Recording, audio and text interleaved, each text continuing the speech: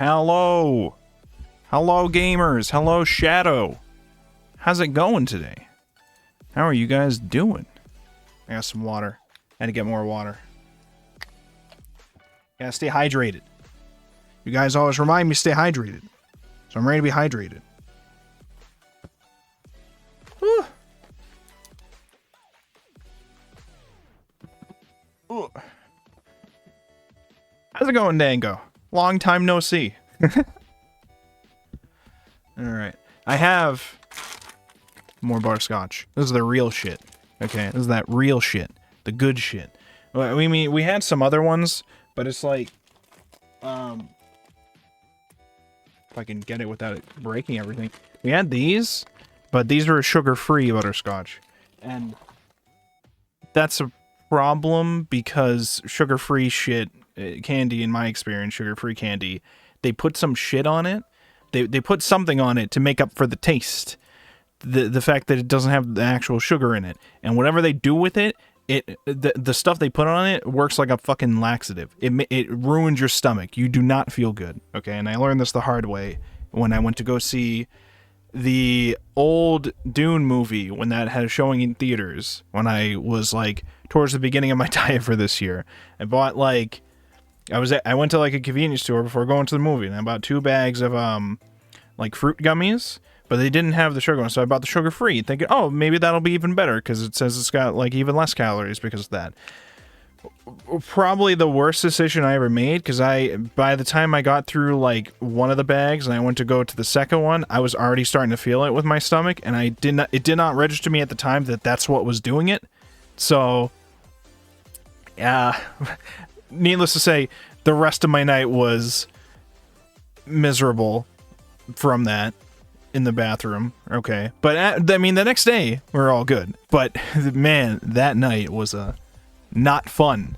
And I thought, okay, maybe it was just that, so I tried some of the sugar-free butterscotches because we couldn't find these other ones, and no, it was not just the gum. It's basically any candy that has the sugar-free candies are not to be trusted. Don't trust them. I do not trust them anymore. I learned the hard way not to trust them. Okay. Now, I've also adjusted my mic setup slightly through OBS. I don't know if it sounds better or worse than it normally does. I was listening back to the book club VOD, and it sounded kind of like shit for me sometimes. Well, not like total shit, but like, especially when I get louder, it sounded worse. So hopefully my adjustments have made it a little better, but I might have to do some more tweaking to get it how we want it to go. Sounds better to you? Great. That's awesome if it does. That's awesome. The adjustments that I made hopefully should help. Maybe one day I'll actually learn how any of this audio shit actually works. Maybe one day I'll actually understand it. But until then, we'll make it through. We'll make it through. Also, another thing I didn't know about, and I want to check to see.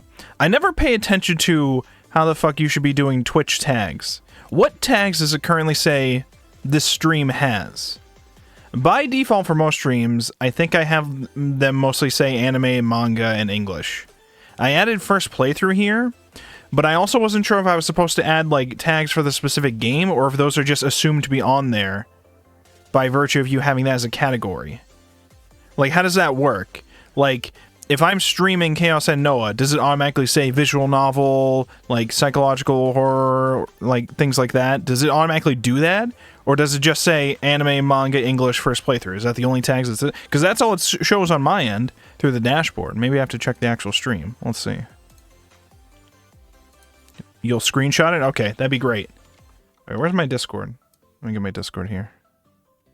There we go. There we go. Okay, what do you got here?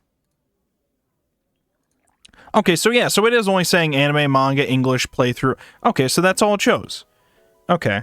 So then I would have to, even though it will tell me, this game has adventure game and visual novel as the tag, it's not automatically added.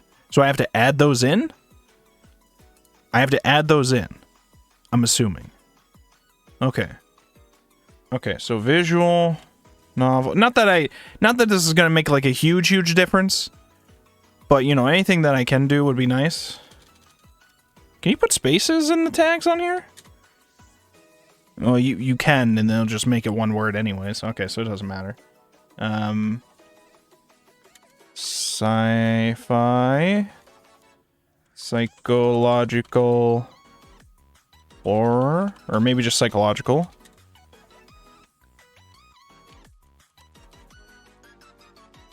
Okay. But do things like that. Again, don't think it will help tremendously, but it's something. It's something. We have to get better at understanding what we should and should not be doing to make these streams run a little better, I guess. I don't know. I mean... Why? What? Why? I handled the phone calls earlier, and I'm told that there's no more need for more phone calls earlier. And now I immediately got another phone call. Let me be right back. The ads are going to be ending soon anyways, and then we will get started with Chaos and Noah. I will switch back to starting soon. We will be right back. Actually, I'll just switch to be right back. We'll be right back. Right back.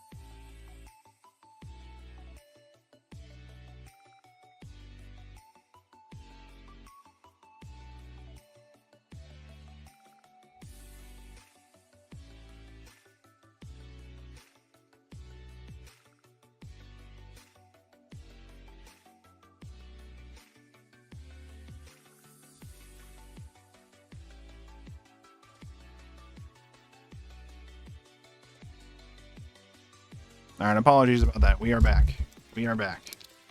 We are back. Deadass, don't worry too much about tags. Well, there are things that I want to try to be mindful of. Because some of these things are factors that I do not give a shit about. But you probably should. Because it might not, like, be a tremendous help. Because Twitch is not the best for discovery. But I guess you never know. I don't know. Maybe one day Twitch fixes its recommendation system for things, and then it will actually push people who have the proper tags for things. I don't know. I don't know. All I know is right now there's a whole bunch of things with like Twitch, especially the mobile app. Most of the user base, from what I heard the other night from like, what was it, their keynote speech or whatever, most of their users are on the mobile app, and the mobile app is the worst fucking, like, it's terrible. It has been updated in so many ways in many years. It's like not good. And they recognize this as a problem. That does not mean they're necessarily going to do anything about it. Isn't that fun? Don't you love this platform? All I know is I need my fucking Twitch mobile app to stop trying to act like TikTok as soon as I open it up, okay? Because it's not even like people I follow or anything, and it's not even like a good driven algorithmic like recommendation of like clips and stuff. It's not even that. It's just a random like string of like bullshit. It's not good. I know I did Twitch is on mobile too, not gonna lie. It is. It's people, a lot of like PC users like to like will ignore the fact that most of the people in the world use phones for a lot of their stuff.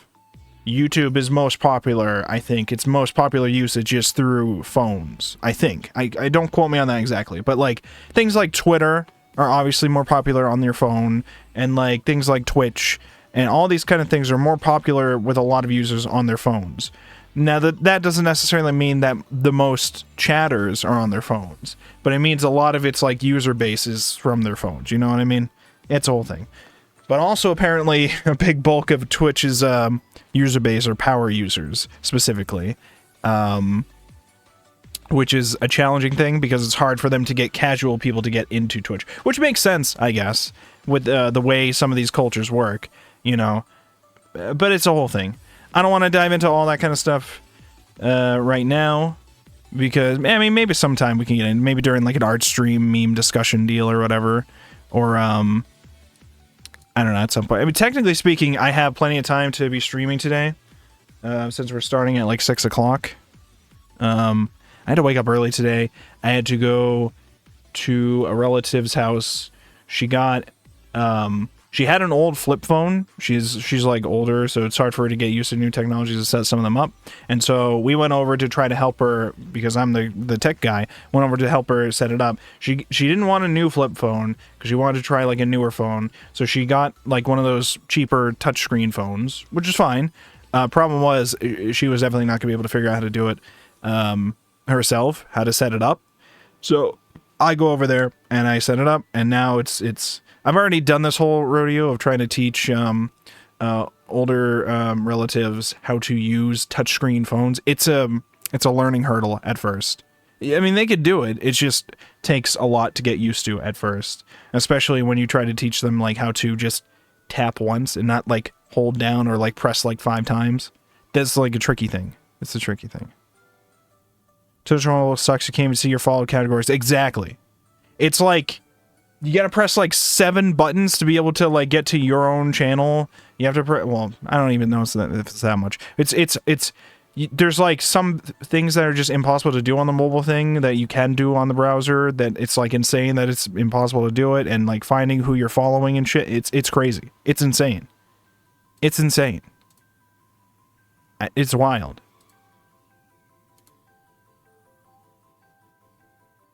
Power users, yeah, power users specifically refers to like people who are like on this platform 24/7, like chatting in all the chats, sending a ton of donos, a ton of subs. They like do a lot of streams themselves. That was another problem. Most of the user base that's like on Twitch are also streamers, which I think it sounded like also implied that like they tend to not watch other streams as often because they're trying to grow their streams or something to that effect. I forget how it was worded.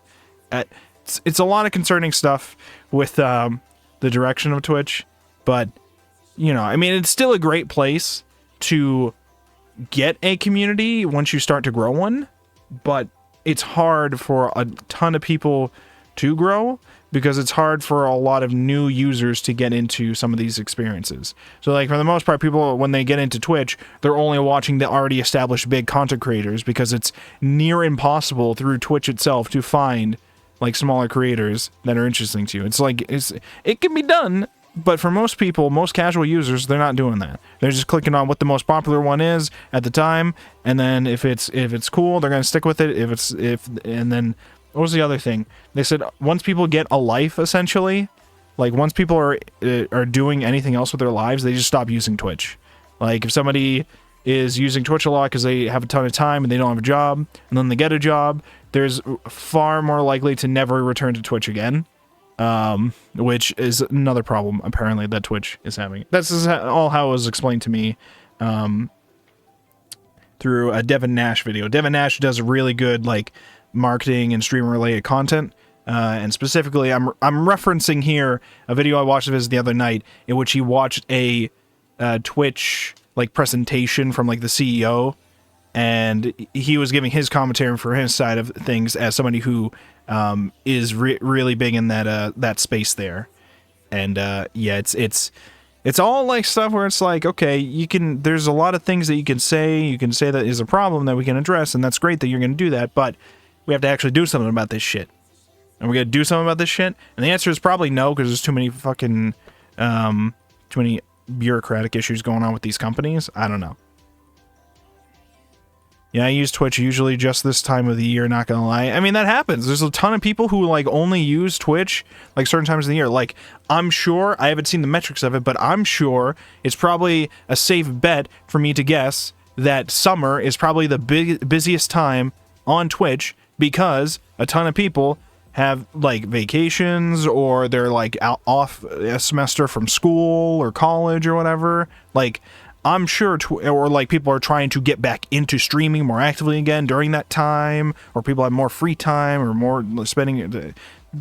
I'm sure summer is like a time period where like a ton of people are there, and the same could be said for some other seasonal times too, like Christmas to like New Year's weekend. Probably is another important popular time, I'd imagine, because people are on vacations, holidays, and they're just watching stuff, having fun. You know. These are just things that I like to think about, but it's just always been interesting to me that Twitch has been such a huge space, and yet the best way to grow on Twitch is not through Twitch, it's through growing on another platform and then bringing them over to your Twitch. And then once you're established on Twitch as like a big content creator, then you can like be more like stable on Twitch, it seems like. In terms of knowing that your community is still going to be there and you could still get more viewers through like collabs and stuff. But yeah, for the most part, like when people like Digi talk about like how they have to get back into doing YouTube shorts, you know, to be able to grow parts of their community, that's a real thing. That's totally probably the way you should be doing it these days. It's just one of those things I have not attempted to do yet, beyond taking some like funny clips and then uploading them onto Twitter sometimes, because I did that for one of the Chaos Head playthroughs we did. I uploaded that funny clip onto Twitter, and I edited it up a bit, but there's certain ways that it seems like you're supposed to style shorts in a way to like work really well. I have not been attempting shorts fully like to that respect, so I haven't really been paying attention to it, but I can tell from the other shorts it's things like, you know, try to keep it short, moving all over the place or whatever, get to the point quickly, keep them interested from the beginning, because otherwise they'll just scroll to the next one. If you're talking, put subtitles every fucking word or every 2 words, just write it on the screen and have it keep flashing over and over and over again, things like that. You can do things like that, and it'll like, yeah, same with Reels, yeah. Clown platform, you know it. All right, enough delaying. Okay, it's time for Chaos Head. Let's descend into madness here. Let's descend into madness here. We're here for the Kozue route tonight. What happens to the Kozue route? How risky are the CGs going to be tonight?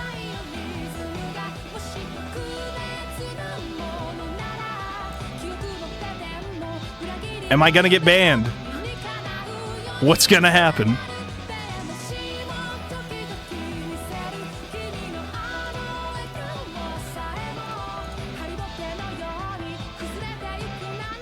Okay.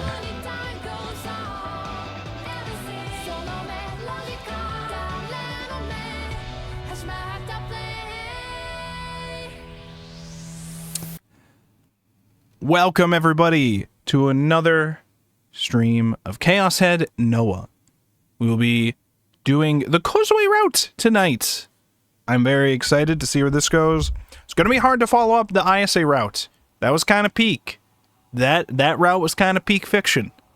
Don't know how Kozue is going to do. But Kozue is, I think, I was going to say we know the least about her, but we don't really. I mean, the main thing about her is we now know her gimmick where it's like, you know, she communicates telepathically to you, but we also know like some dark secrets related to like her high school background when she was growing up, and something about the mirror. I forget what the deal was with the mirror, but something about like probably she's hearing the thoughts of these other students, and it's a whole thing.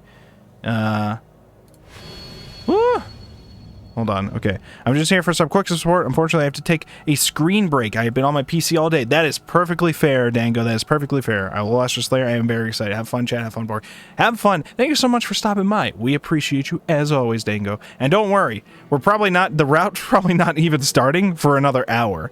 As we know from experience, we have to get through skipping a whole bunch of, like, the stuff to trigger the events in a certain way, and then we're allowed to start the route. So we're probably not even going to be able to start the route for, like, another hour or so, for all I know. Okay, what does my precognition say that we have to do? Delusion 1, negative. Delusion 2, neutral. Delusion 8, positive or neutral. Delusion 10, delusion 13. Okay, we have, like, 5 things that we have to do, and then the yes/no prompts. Okay. Okay. Alright. Alright, let's get... If I can get this to... Is this not gonna... Are you not gonna... You're not gonna do it? Hello? You don't feel like... You don't... Okay. Alright, we're gonna restart the game real quick. We're gonna restart the game real quick. We're gonna restart the game real quick.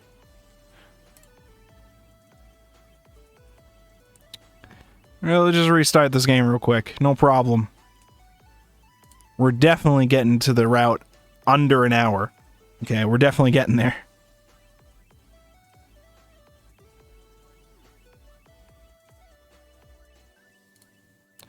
Beam, boom, boom, boom, boom, boom. Okay, let's try this now.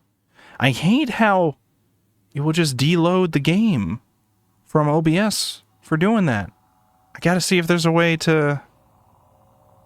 A better way for me to make sure that it's, like, loaded in or whatever without doing, There's technically a button I could do, studio mode, and let's be preview a scene before we actually get into it. I get annoyed using it, though.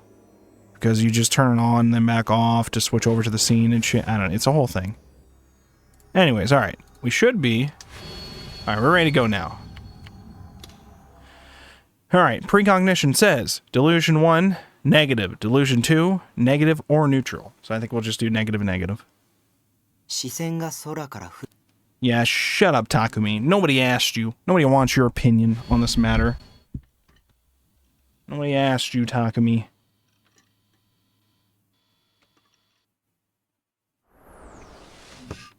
We'll say yes, yes, yes. We said no, no, no last time, so we'll say yes, yes. Or did we say yes, yes, yes last time? We're just saying yes to everything. We'll just say yes.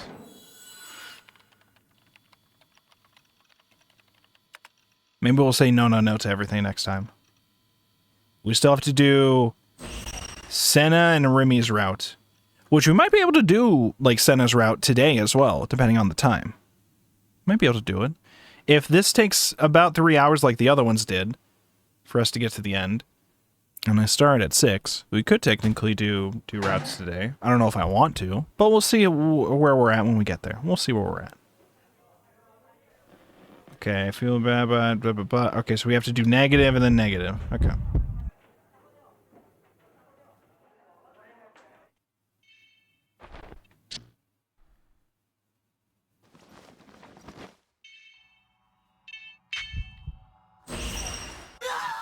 Oh!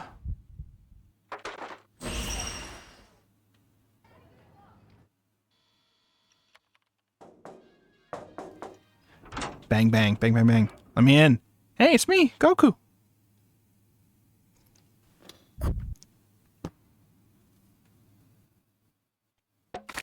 And then she gets poisoned and dies. Rest in peace.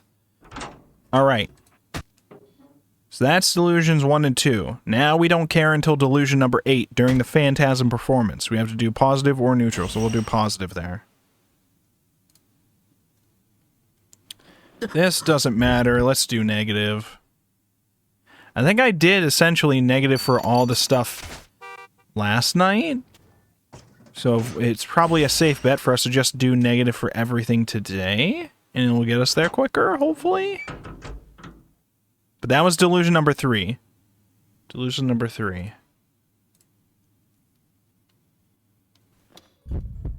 But, okay, so the Phantasm Performance, this is Delusion 4. Phantasm Performance, Delusion 8. That's where we have to do, positive or neutral.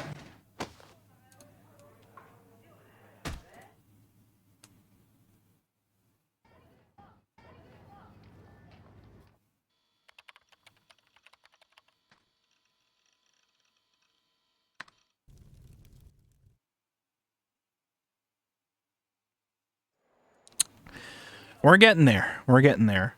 It's hard for me to think of what to discuss as we quietly await for the next set of delusional triggers to appear. Okay, what are we talking about today? What are you guys up to today? What are we doing? What is the plan? What have you accomplished? What are you? What is what? Just what? Just what?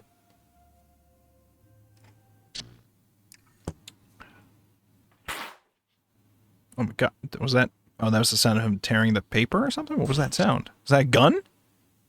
I don't remember that. I think we're getting close to the Phantasm Performance. What is this? I lost count. Is this 6? It's probably 6, because the next one is going to be me sleeping. And then this. So we do negative here. And then I think a murderer comes into the hospital.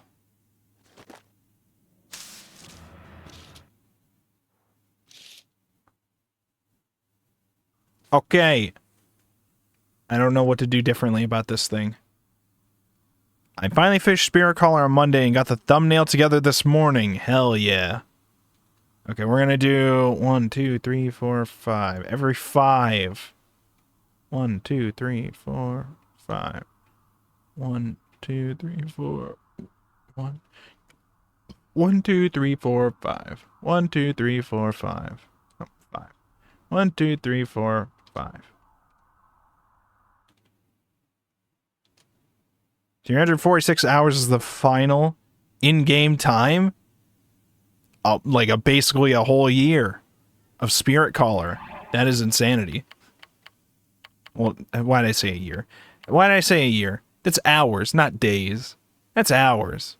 Don't even bother correcting me. I understand that was fucking stupid of me to say. I understand that was incorrect of me to say. Okay, but that's like, I was thinking to my head, oh, that's close to 365. That's like a whole ass year, but it's hours. It's hours. Wait, how many days is that though? 24 hours in a day, 346 hours. Like, I know it's at least more than 10 hours, but it's less than 20 hours. Not 20 hours, days. It's at least 10 days, less than 20 days. What was it, like 15 days? What am I pausing for? Oh, I'm pausing for the tips. Grill. No, we're looking for my diagnostic results. Oh, Dahlia, ISA sword. With its complete and utter absence of straight lines, represents the complete embodiment of chaos. When ISA materialized the sword, she modeled it after a mythical dragon, which is why the sword takes on a far more organic form than the other D swords. The dragon appears in the severed verses of the Lone Black Knight as part of the Gladio saga, in which one of the knights slays a dragon, then forges a sword from its bones. Diagnostic results. You are slightly delusional, which I think we already had. Did we get this before? No, I don't think we did.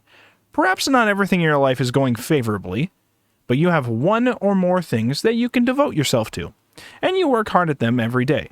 For this reason, you probably don't have much time for things like delusions. If you keep trying your hardest, you should be able to live a fulfilling life. But I urge you to please be careful. If you by some chance fail, or lose one of the things you've devoted yourself to, you may suddenly find yourself tempted to abandon everything and escape into delusions. A word from Nanami.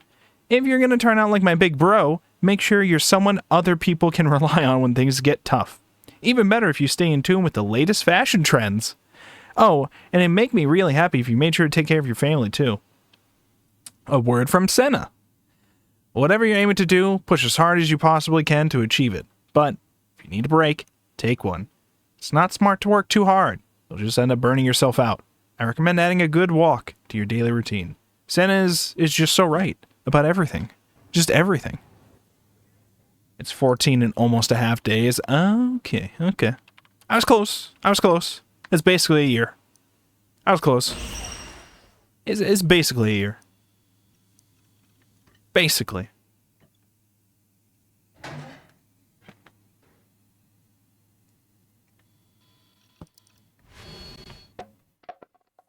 Okay, let's see. Can I move my mic carefully, gently? I'm noticing more and more the annoyance of the sound when I go to adjust my microphone's placement with my floor stand here. Okay, here we go. We're at the concert. Now, during the concert, we have to do positive or neutral. Wait, no. Yes? Yes. Oh, you guys know what that means. That means we are fucking at the Phantasm concert. They're going to do the segs in front of everybody. Wow. Intense. Alright, next one is Delusional Trigger 10. This one's 9, so this doesn't matter. And we have to, for this Delusional Trigger number 10, with Senna, we do positive or negative. So either one doesn't matter, just don't do neutral. Okay, so this next one doesn't matter. So, and I think we've done both of these before anyways, so we could just do like positive and it'll be fine. And then 13. In the classroom, Kozue has just joined you in class, do positive. Okay.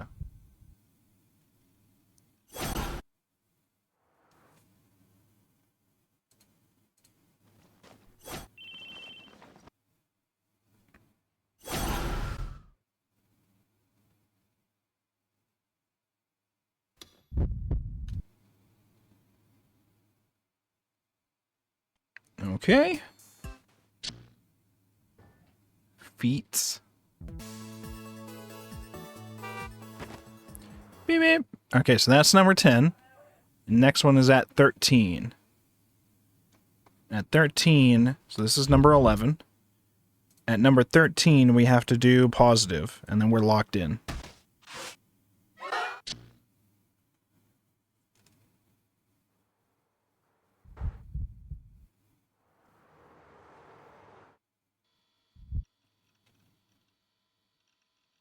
Is this going to be the Remy one? Or do we already have the Remy one? No, this is the Remy one, okay. Alright, so now we just do positive, and then we're going to do the yes-no prompts eventually. We'll be doing a yes-no prompt. I don't remember if I've ever done positive for this next one yet. Because I think we've been doing negative every time for this one, and then it's just that Kozue and Remy are evil. I'm pretty sure that's how it's always been, but I don't remember.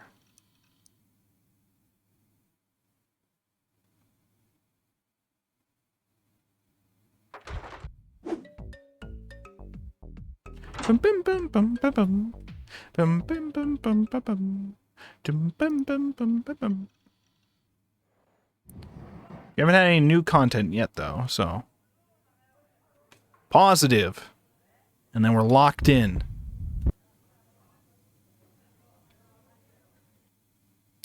Wouldn't it be nice if the transfer student were some holy messenger sent here to protect me and slay the demon?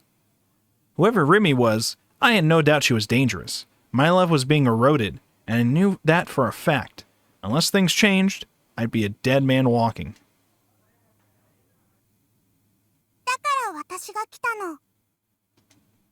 Suddenly, the transfer student turned her gaze towards me and whispered that. No way! She's speaking, first of all. Could she be here to help me? Okay, yes, no prompts. Okay, my precognition abilities tell me we do yes, yes, yes, yes, and then no. So yes, yes, yes, yes, no. Could she be here to help me? Of course she is, Takumi. Of course she's here to help you.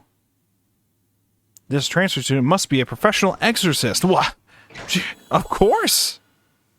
Of course, why wouldn't she be? She acts frail, but that's all it is. An act. Yeah, no doubt. No doubt. She must be here to kill Remy. How many is that? I mean, yes, of course she's here to kill Remy. Of course she is. Of course. And the two of them should just kill each other. No. No, they shouldn't do that. No, they shouldn't do that.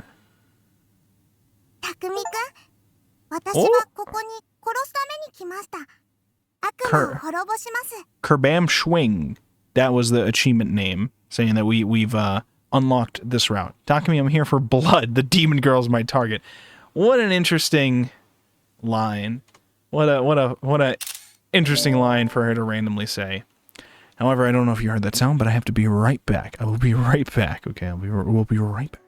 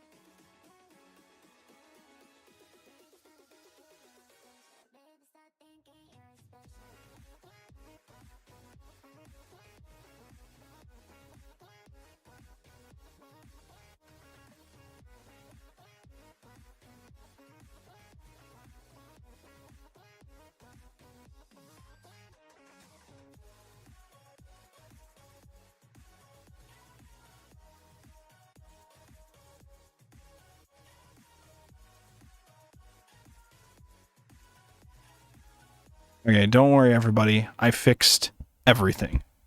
Everything in the world, I fixed. Think of any problem that you might have had, it's already addressed. I fixed it. It's done. Don't worry. Hold on, I have to ban someone real quick. There we go. There we go. How do I do the thing where it shows me the mod actions on the Twitch thing? I don't see my mod actions as like the 3 buttons on the side anymore.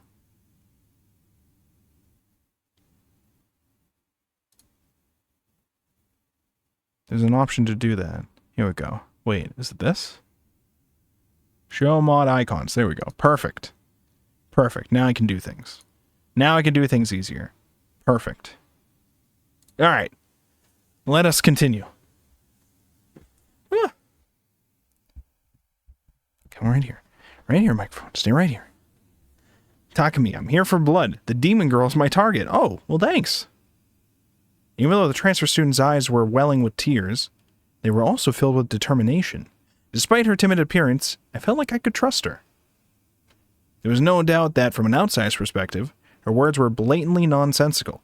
I was the only person in the sea of confused people who wasn't perplexed by her first words. In fact, I was screaming for joy, internally, of course. I'm saved! No doubt an exorcist organization sent this girl to dispose of Remy. Fuck yeah, kill that bitch! Oh yeah, you would be upset by this, wouldn't you? You would be upset, wouldn't you, Remy? Remy's panicked voice rang from behind me. Uh-huh. Uh-huh. You really think I would just fall for... Okay, hold on. Fuck. You really think I would just easily fall for the lies of an anime girl? Is that what you think, Remy? No, I feel like you're just jealous. And also, you are upset at the fact that you were being hunted down by an exorcist organization here to exorcise you, the demon girl, who is also the new gen killer. That's what I think. This game is not... Oh, there it is. Cease your deception, demon!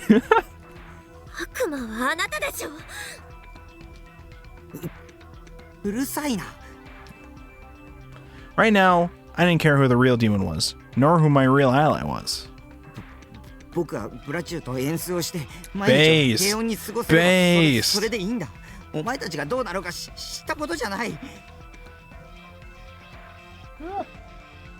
Based and based and based. Well, damn. Following those words, I could feel a rising unease spread throughout the room. A transfer student whose name I didn't know, and a demon girl who had only been in the class since the day before yesterday.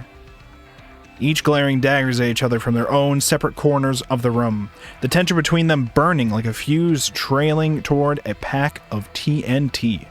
Dynamite. The homeroom teacher and the rest of the students were on the edge of their seats, watching intently as the events unfolded.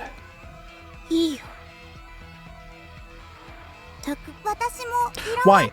Why does the game pause so long? Why do you pause so long?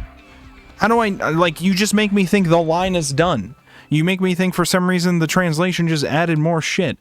Because that's happened before. But you're just waiting forever to continue. Why are you doing this?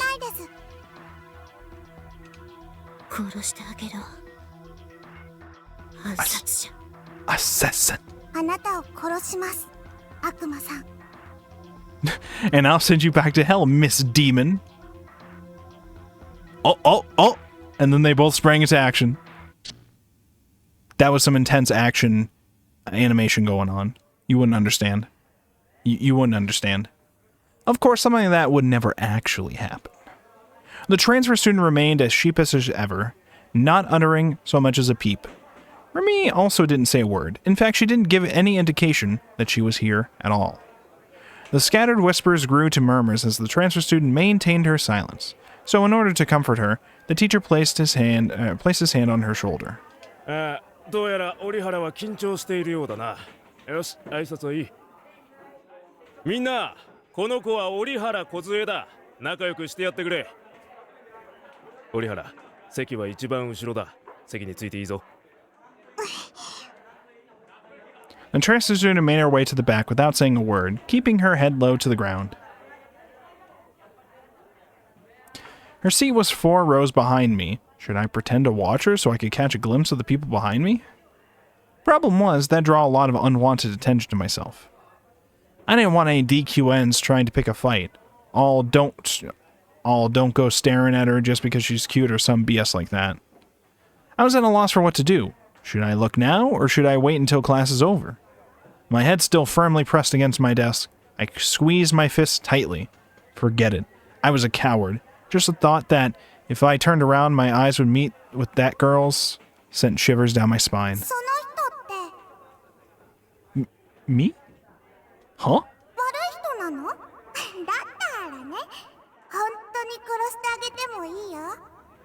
A-okay, we're killing you. The transfer student walked right by my seat. Taken aback, I glanced at her face. Our eyes met, only for her to immediately avert her gaze and continue walking. What was that voice? No doubt it'd been just another one of my delusions. I've been feeling overwhelmed by them lately, almost as if reality and delusion were blending together. Still lacking the courage to turn around, my body stiffened even further, squeezing inward in my seat. I tried to focus on staying completely still, desperately trying to avoid drawing Rimi's attention.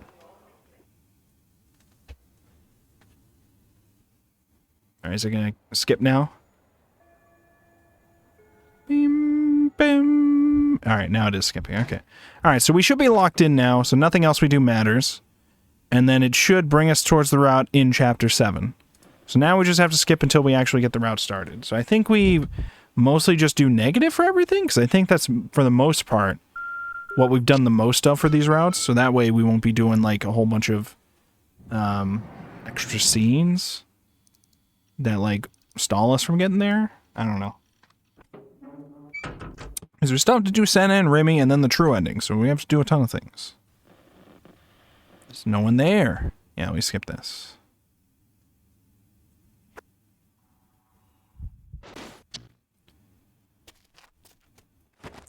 How many delusions are there in this game? I never actually looked it up. How many delusion triggers there are. It's probably in like the 20s or 30s.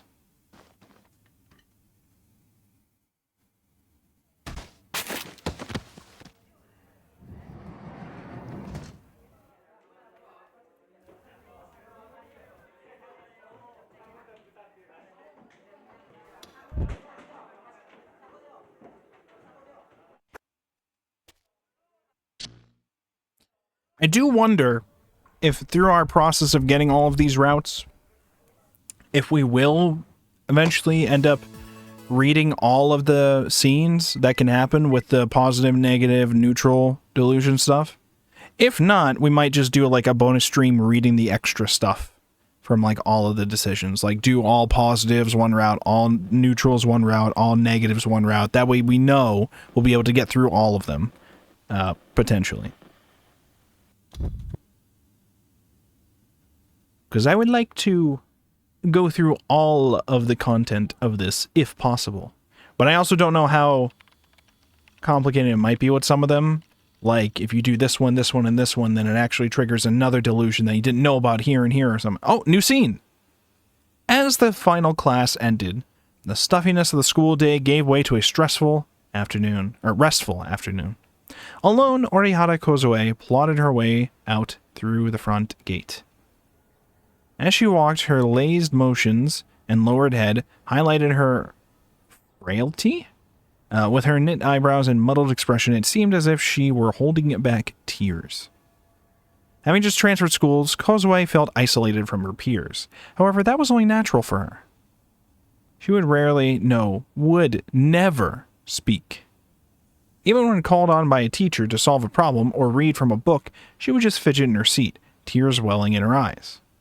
Not a single person in the school had ever heard her voice, neither student nor teacher.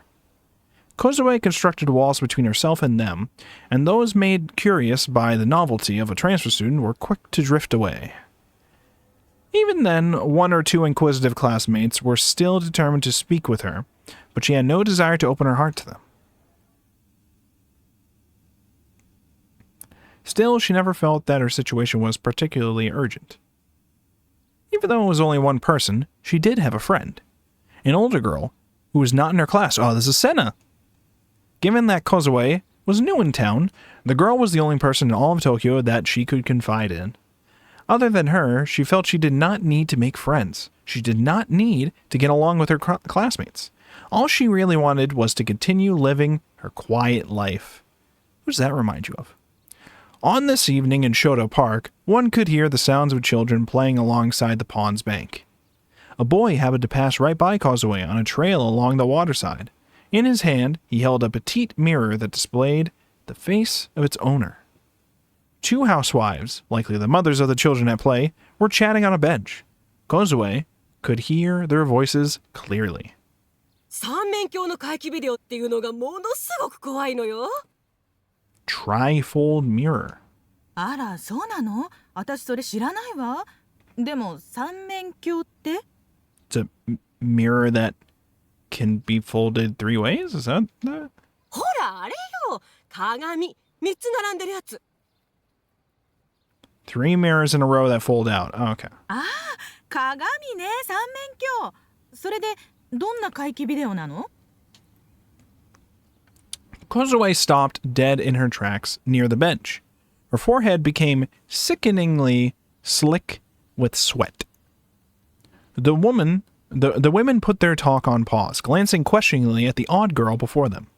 Suddenly becoming aware of herself, Kozue rushed away from the park.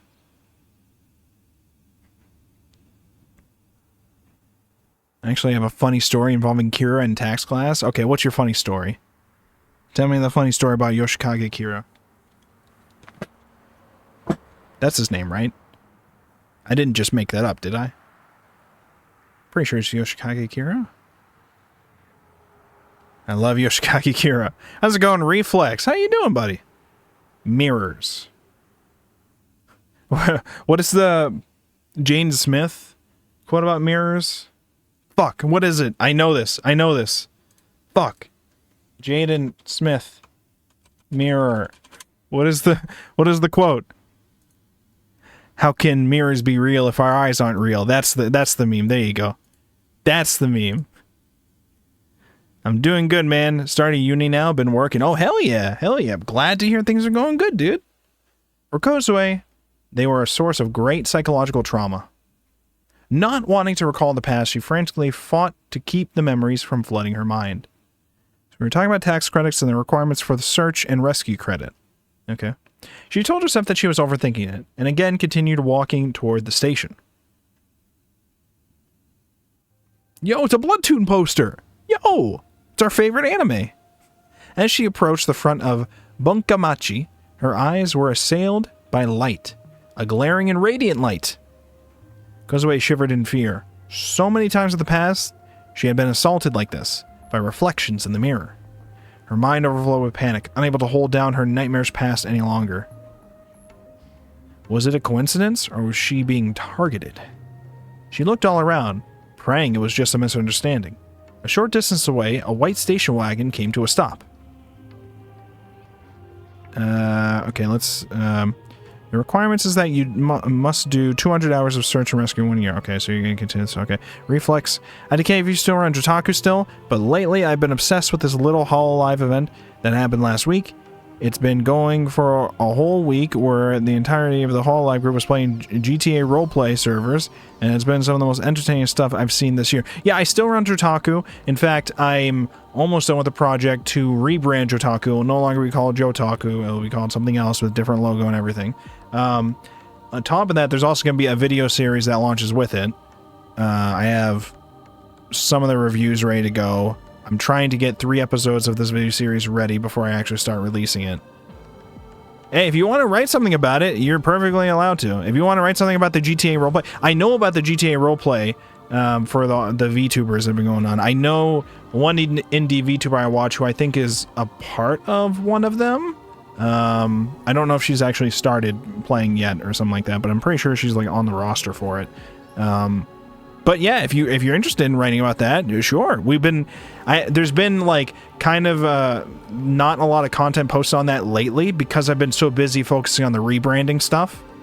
But yeah, if you want to write about it, sure, we'll definitely publish it. Just let me know. Okay, for 450. Okay.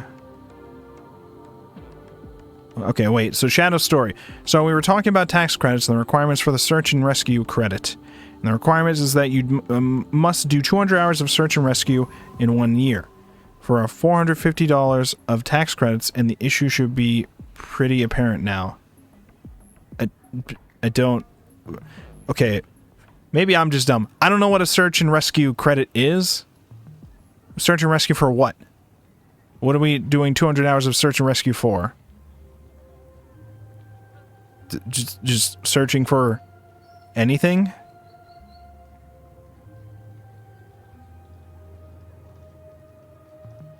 Search and rescue code.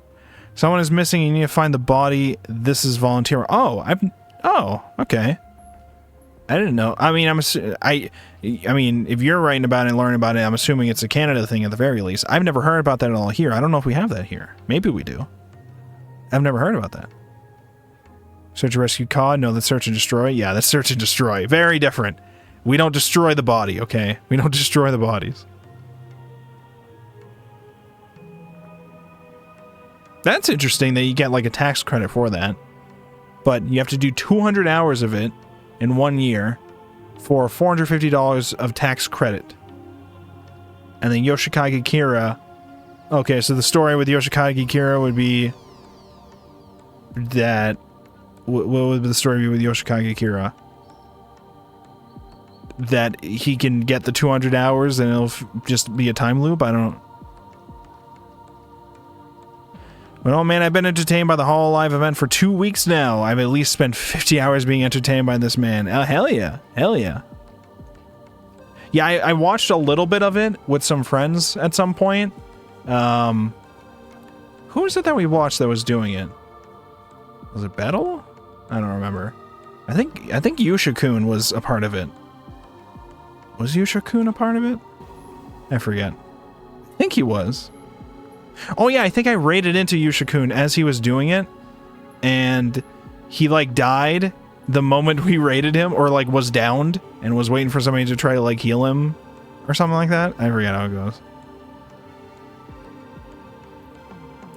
Kira's on the loose. Get out of country. What are you doing? What? Okay. I'm being confused. I'm being confused with here the Kira story here. And 40 plus streamers, so there was so many different POVs. Yeah, because there's a ton of them being a part of that world, and then some of them got like stories going on and shit, I'm assuming. Also, I think we're talking different stuff here. Yeah. Maybe. I do know like GTA RP stuff going on, but maybe like the one that you're watching might be a different event than the thing that I'm watching. I don't know. And again, I've only seen a little bit. But no, yeah, there's like 3 different things going on here. So we have me playing Chaos and Noah. We have Shadow trying to talk about the Kira. Yeah, I know what Hololive is. Yes, I know what Hololive is. Yeah, Hololive is VTubers, right? I know VTubers. But it's specifically for that company. Yeah. I'll wait. I'm still lost on what the story or the joke is with your thing, Shadow. I'm still lost on that. Yeah, no, I watched some Hololive VTubers in the past. I never really kept up like 100% with some of that stuff, but I kept up a little bit with some of them. I do follow some of them for their art, like the fan art of them that they'll repost, because that stuff is cool. But I haven't like watched a lot of them like actively. I used to watch Mori, Callie? Yeah. As she went, like, soon after she debuted, I was watching her stuff a lot. And then eventually I just kind of watched other stuff instead. Nothing against her, I just watched other stuff instead. I think I got into her, I got into Crony for a bit. I feel like there was another one from Hololive that I liked, but I don't remember. I went to a couple events at Anime Boston related to Hololive. with my younger brother there. Yeah, she had some really funny moments. She was a sheriff and had to basically take care of multiple of the members of the police force. Oh, damn. All right, let me continue this scene that we're at. We're at a new scene here. So, a man leaned out of the driver's window. In his hand was a mirror. He seemed to be adjusting its angle. Okay, the game did not want to continue when I hit the button. Okay. The light struck Kozue's eyes again and again. Frightened, she raised her hands to block the light, dashing across the pedestrian scramble in order to escape. Her mind ran rampant with terror and disorder. She wanted to get home as quickly as possible. She did not want to be here. Tears streamed down her face. It has to be a coincidence. She desperately repeated these words to herself, wiping away the tears with her fingers. Just then, light assailed her eyes once again. Its glare dazzled her, violently piercing her gaze. The only reasonable way to get this tax credit is that there has to be a mass murder on the loose for an extended period of time, at which point you should have other things to worry about.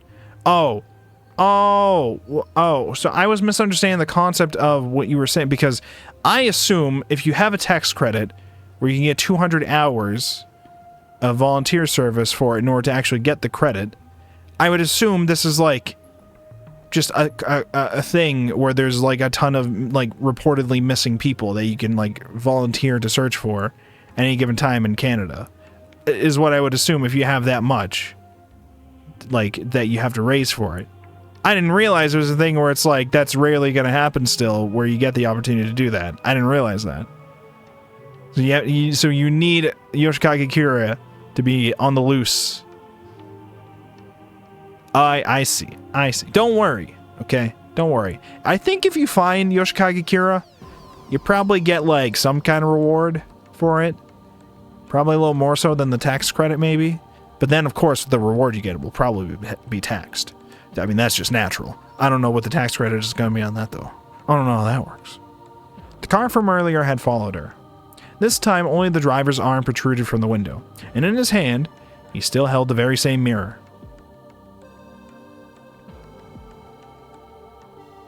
Snapping out of her trance, she put everything she had into running for the station. She bumped into numerous pedestrians while pushing through the crowd. The fear kept her... Oh, wait a minute. I just realized, was there an ad playing throughout that whole time? I guess it was good that I, was stopping to read chat and respond to it then, because I didn't even realize an ad was playing. We're trying to get used to taking breaks when ads play so people don't miss out on the story if they're watching it live. Completely forgot about that. But I think we paused during the entirety of the ad break, so I think it all worked out in the end. I think. OMG, Crony was just on for one day, and she had this entertaining 3 hours of this constant spiral of crime, and it all just started with one dine and dash, which resulted in more and more and more. Eventually, Mori setting up a date with Crony, but it ended up being a sting operation to arrest her. Then eventually, when she got into the station, and she tried escaping multiple times. Oh wait, no, the ad break just started. Wait, no, Twitch, what are you doing? Wait, so the ads just started now? Wait, what? Okay, ads are starting now, so don't worry, we're not continuing the game. We're not continuing the game until the ads are done. Don't worry, we're not continuing the game until the ads are done. Can I pause? Okay, I can pause. You haven't gotten any ads? Well, you might in a couple seconds. I don't know. You might. Unless you got Twitch Turbo, you might. I think unless you're a sub too. If you're a sub or you got Twitch Turbo, you might get served an ad. I don't know. What's this game? It seems interesting. This is Chaos Head Noah. It is a visual novel from the same series as Steins Gate. It is the first entry of the Science Adventure series. So it was before Steins Gate, and it was the writer's first entry to this franchise. And its main theme is about delusions. So you as the main character, you live in a shipping container with anime figures and eroge, and all you just do is sit at home in your shipping container playing this MMO all day, and you have a minimum attendance chart for the minimum amount of days you have to go to school in order to pass and things like that. And the gimmick of the game is At random points in time, you can choose to experience delusions. You can experience a positive delusion, a negative delusion, or no delusions. And there are several other women in the game, like 7 or so other women, 6 or 7 other women in the game, like this one here, all of which are crazy, all of which have this magical sword thing, all of which you at some point assume they're trying to kill you. In many cases, you are correct. They are trying to kill you. But your main character just assumes all women are evil demons at the beginning anyway, so, you know. Also, our main character is obsessed with an anime called Bloodtoon that's currently airing in this fictional world, and he's obsessed with the main character waifu, who he tricks himself to thinking she is directly talking to him at times. Seiratan. He directly thinks she's talking to him. It's a whole thing. It's a whole thing. It's a whole thing. Eventually, she got to say she tried escaping multiple times, and then they all sorted out with the Dynadash situation in the end. There was a whole video of it, a whole hour video. It's so funny with the language barriers. Some of the EN talent aren't that good at Japanese, so that kept the interaction so fun. I'd imagine. I haven't been watching that stuff live, but I can't wait to like check out some of the like highlight videos at some point of like some of the funniest moments of that RP, because that sounds like it's going to be amazing. Things like the story you described, that sounds awesome. What's the game? I like the art style. Yeah, I love the art style too. I mean, he isn't entirely wrong about women. All of them trying to kill us? Probably. Probably. She's just like me for real, for real? Oh, yeah. Okay, it says the ad break is done. If you were somebody who was stuck dealing with ads, don't worry. I didn't read more in the meantime. I'm talking to chat. I'm talking to the homies. I'm talking to you guys, straight into your ears. Supposedly, Reflex did not get an ad, which is surprising. But I guess it also depends on, like, when Twitch last served you an ad, I think, is how that works. Sorry for the sudden yap session. No, you're good. You're perfectly fine. You're perfectly fine. I am all fine with yapping with the chat. Okay, so we understand the Yoshikage Kira situation. We understand GTA RPs. They are amazing with Hololive. I gotta check out those highlights. And we have now summarized Chaos and Noah, and we will now lose our minds. We're trying to do this girl's route. This girl, Kozue, we're trying to do her route tonight. Each of these girls has a different route that you do. And then we're going to be doing the true ending in the game afterwards. Not all tonight. We're going to be doing at least hers tonight. Maybe we'll do another characters later, but we're just doing at least hers tonight. Twitch knows I click off the second I get an ad. I mean, yeah, that's a big problem Twitch has been trying to deal with for a while. And like, how do we keep people staying? Well, one of the things is probably reduce how long the fucking ads are for people. I don't know. Snapping out of her trance, she put everything she had into running for the station. She bumped into numerous pedestrians while pushing through the crowd.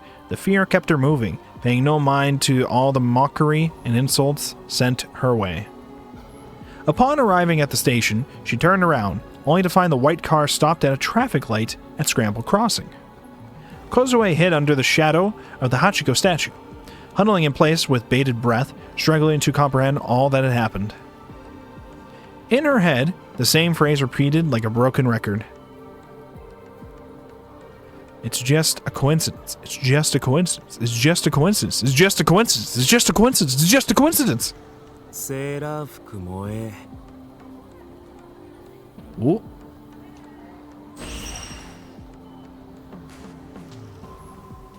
Startled by the voice, she lifted her head. A man, seemingly a college student, stood by the Hachiko statue as if waiting for someone. He stood alone, his back turned to Kozue, and spoke into the phone, pressed against his ear. His voice echoed in her head. That sailor suit was so hot, it was on fire? That sailor suit was so hot, it was on fire? The man did not turn toward her. The phone remained against his ear. He seemed to be listening to whoever was speaking on the other end. However, not once did the man chime in or nod. He simply stood there, still as could be. Was he really on the phone? My Bride from the Seashore is fantastic. My Bride from the Seashore was crazy good this week, guys. Bro, the 2-minute ads get so unappealing. Be so for real. Just invent a premium feature to just skip ads on all streams. So they do have that, actually. Twitch Turbo. I forget how much it costs though. I think the cost is why a lot of people don't really do it. Some people just don't even know it exists. If you use Twitch a lot and you don't feel like subscribing to every single stream you tune into, then Twitch Turbo is the life hack for that. If you get Twitch Turbo, you never have to deal with ads anywhere, whether or not you're subbed or not. If you get Twitch Turbo, which I think is $12 a month. I could be wrong about that, but I believe it was like $9 or $12 a month for Twitch Turbo.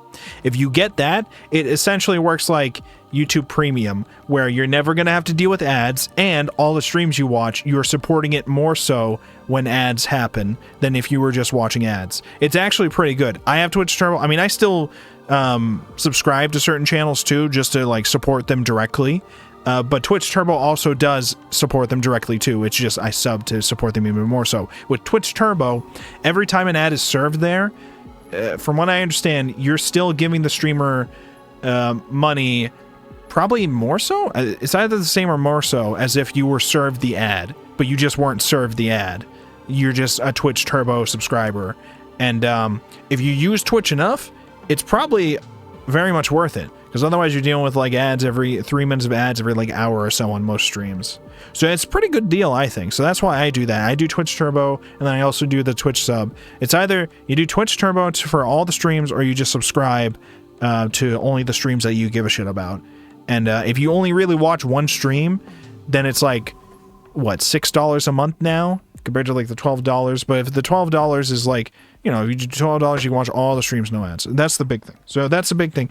I don't know, just a lot of people don't know about it, or if it's just a thing where like a lot of people look at the $12 a month and they're like, yeah, I don't know about it. But like, that's a huge thing. I very much support that. I also support YouTube Premium as a thing. YouTube Premium's other service offerings are not that great. It's like some dumb shit that you should expect already, like being able to listen to stuff on your phone through the YouTube app with your screen off. That's a YouTube Premium feature. That's fucking annoying. That they paywall that. It's a good feature, but it makes no sense that they have to paywall that shit. They also try to push YouTube Music. YouTube Music, nobody bothers with that shit.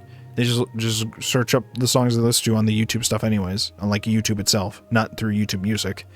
And any of the YouTube Premium exclusive content they try to serve you, I personally have never and feel no urge to look into any of that.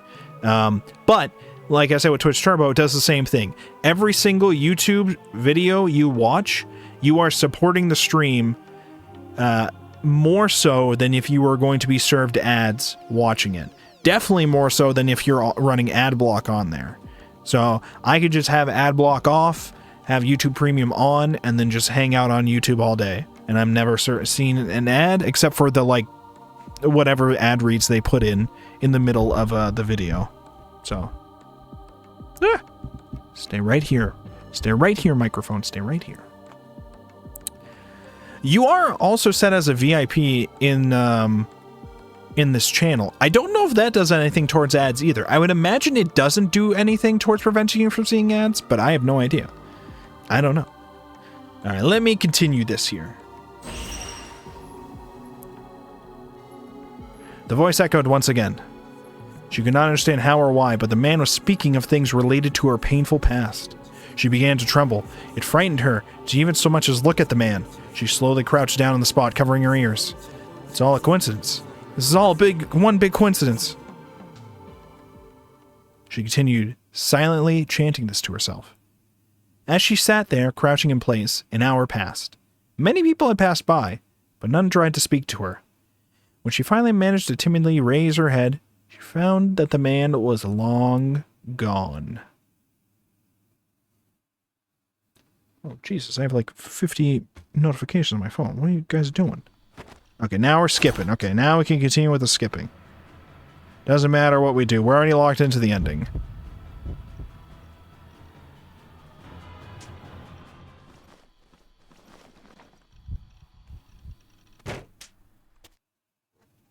Slap. Slap. Come on. Come on.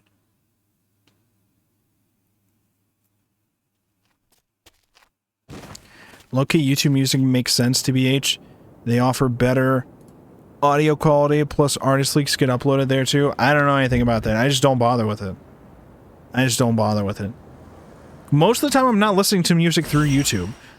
Most of the time I'm listening to it through Spotify. If it's not on Spotify, I go to search on YouTube, but for the most part I'm not searching for music on YouTube. I mostly am listening to like videos, like long videos or like podcasts when I have the screen off on my phone. I'm not like doing it for like music usually. At least that's just me.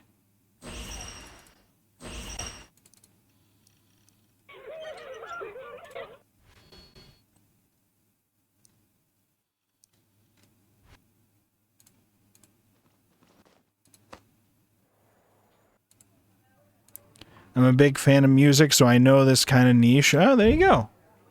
There you go. I mean, if you like the YouTube music thing, good for you. It's just not really something that I need for like the way I consume music, I guess. But like different people have different. I will say though, YouTube is pretty good sometimes though. Of when I go onto YouTube for the first time in that day, the front page will give me like a couple music recommendations based on like the anime shit I've been listening to lately. And then I'll listen to that song and be like, oh, this is pretty cool. I won't be listening to music constantly throughout the day through YouTube, but I'll check out like one or two of the music recommendations they give me at the beginning of the day. So that's nice of it.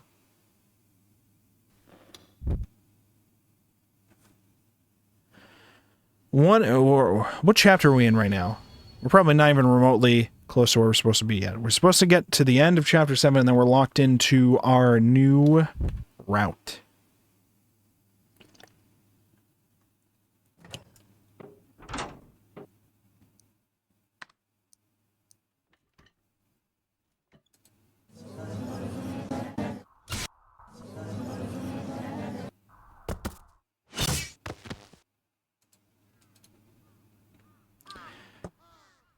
Maybe I should have I'm gonna have a butterscotch. That's what I'm gonna do.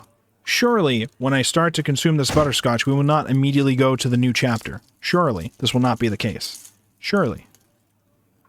Still on the anime binge grind? Not so much lately, because I've been trying to get the video stuff ready for the Jutaku rebranding stuff. But we still do the server, in the Discord server, we do the seasonal watch previews of all the episode 1s whenever the new season starts, which means we're probably gonna have to do this pretty soon, actually, that because the new season's starting pretty soon, I think, right? Also, when is Dan to Dan coming out? We gotta watch Dan to Dan. That's a whole thing. I should join one of those days. Absolutely, you should. Absolutely, the more the merrier. Hell yeah.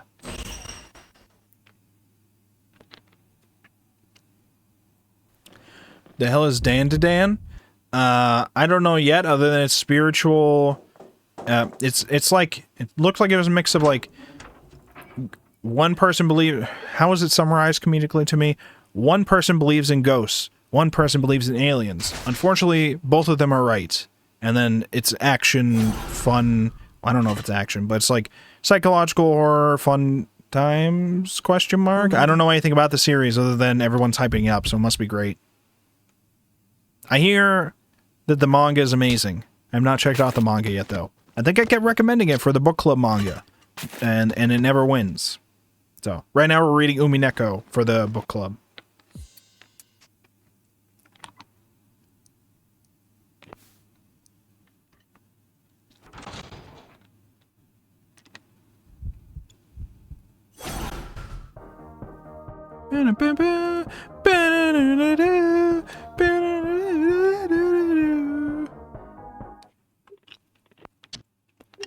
I started watching animes again 2 months ago.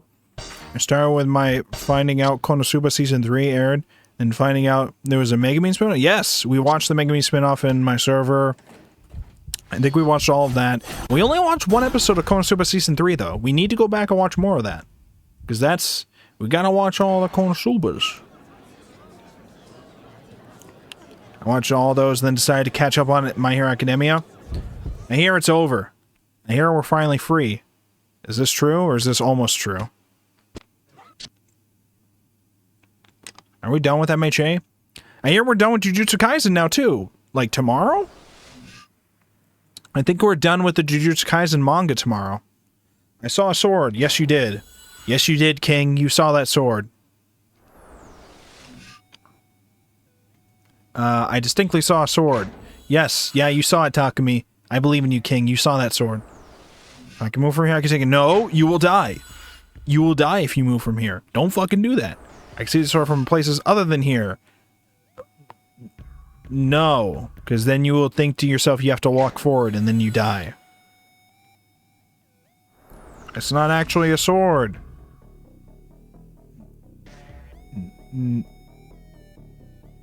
No? Which one was this? Fuck. No, it's... No, it is an actual sword? Yes, it is an actual sword. No? No, that was the wrong answer. You're supposed to say yes. Double negatives, man. Fucking with me. Fucking with me here.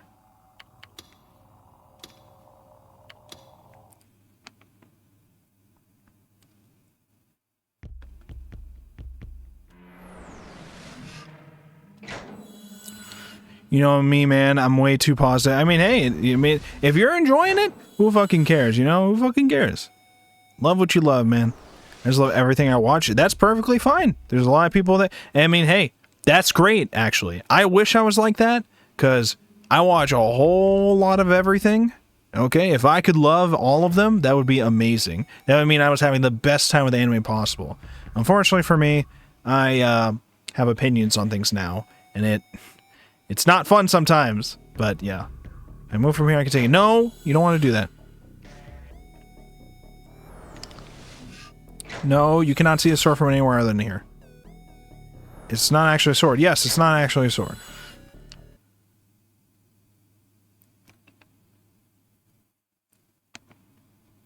Alright, negative.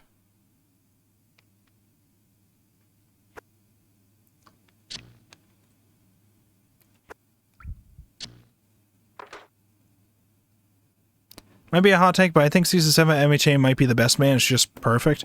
That's right. I think I watched MHA up until Season 4. It was either 4 or 5. And I haven't kept up with the anime since. I think eventually I will go through and watch the rest of it.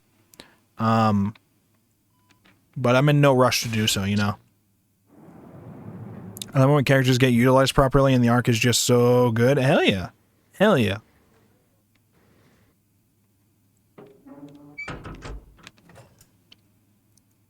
It's just interesting to think about MHA, the manga, for the manga stuff.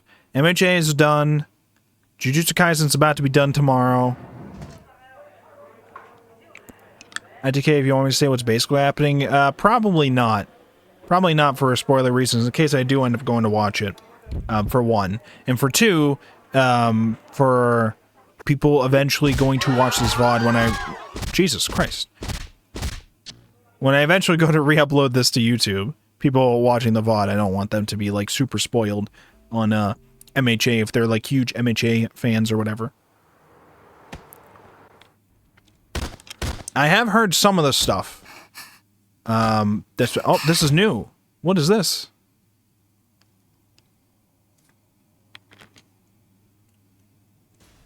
There was little indication that there were any people present in the back alley of Center Guy.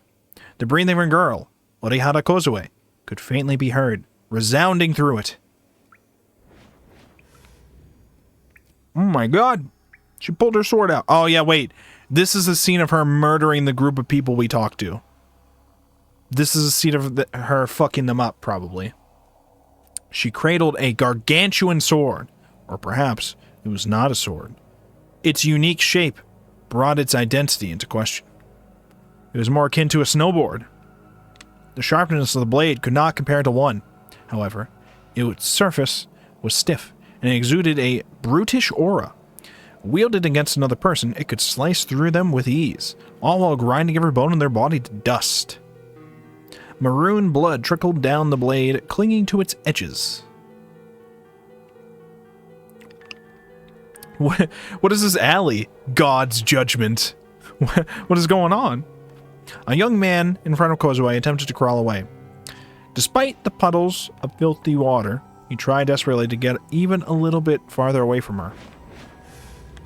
Kozue's face held a brilliant grin as she stared at the man.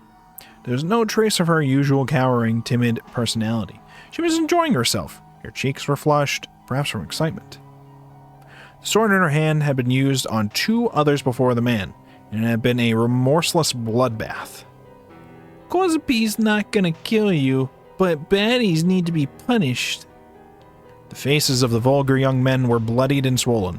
Until only moments ago, they had been tormenting Kozue's classmate, Nishijo Takumi. She had heard the voices of their hearts by chance. Multiple boorish voices had wrenched their way into her head as she was walking by. Piece of shit, don't look down on me, you Esper freak. Die. I'll beat you to death, you little shit. Pathetic. Okay, I'm not reading that. Pathetic, see you next Tuesday. I'll whoop your ass. Fucking die, Esper. Shut your goddamn mouth. Fuck, I'm so pissed. I'm gonna end you. That stupid bitch gave me the cold shoulder. This is revenge, fucker. Shut the hell up. Rot in hell. Fucking die already, you fucking fake fucking Esper. The hell does it take to kill you? Just fucking die. This shit's just what I was told to do. This is just shit to get the money.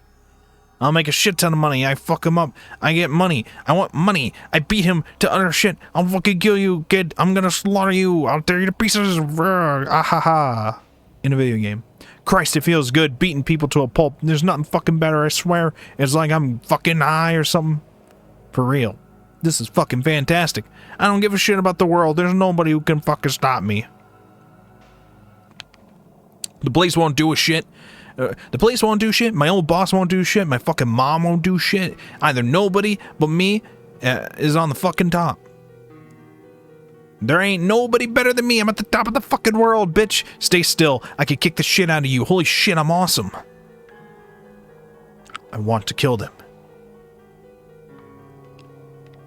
From the cluster of voices formed by perverse hearts, a single voice of rage and hatred arose.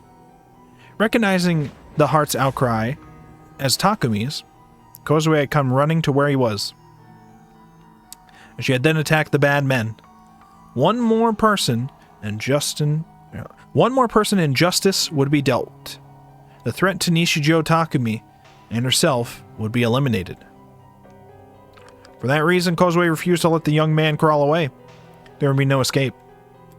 Take it back, I'm sorry. I'll die. I'm gonna die. You'll fucking kill me. I'll die. I don't want to die. It's not fair. Don't kill me. Don't kill me. I'm gonna fucking die. My guts will spill everywhere. I don't want to fucking die. I want to keep living. I want to live a good life. I want to do all the stuff I've always wanted to do. The young man's heart frantically pleaded for mercy. Kozue's wide smile did not fade. This is quite the expression. Kozue, are you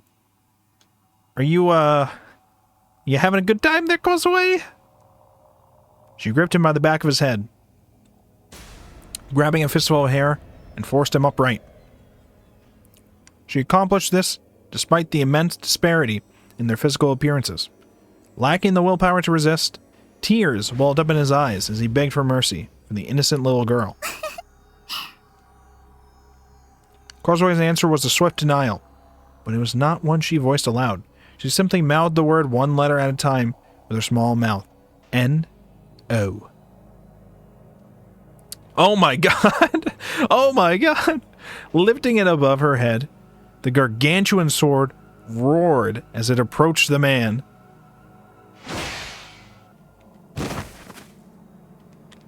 He's okay, right? With one blow, his jaw was pulverized. His shrieks reverberated throughout the alley. The man was blown away, then collapsed in a heap. Blood would have spattered all over Kozue's clothes, but she used her blade to shield herself, allowing her to avoid such an event entirely. Dude, she's strong. I wouldn't even bet. No. Where's Shadow to say, man, get you a woman that could just fucking kill you? Where's Shadow to say the line? With a nod of satisfaction, Kozue erased her sword. She then glimpsed at Nishijo Takumi, who was collapsed in the corner of the alleyway.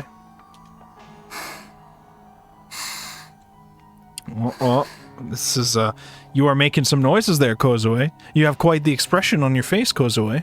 You, Breathing loudly, her heart murmured. Kozue wanted to kill them for you, but Kozue's gonna stop here. Get you a woman that can just actually kill you. Hey, he said the line! He said the line! Woo! Alright, too scared for me. I think it's time for bed. Alright, good night, Reflex. Stay safe, buddy. Don't let the crazy telepath girls kill you, unless that's what you want. My shoulder was shaken softly. It was extremely gentle, and after just one shake, it stopped. It felt like someone was peering at my face. My consciousness was slowly returning to me. Good night, everybody. Very good to catch up again. Much love. Hell yeah, Reflex. Stay safe. Stay safe. I'm quoting something, but I've forgotten the origin. The origin, I believe, is either Cowboy Bebop or a meme dub of Cowboy Bebop. Because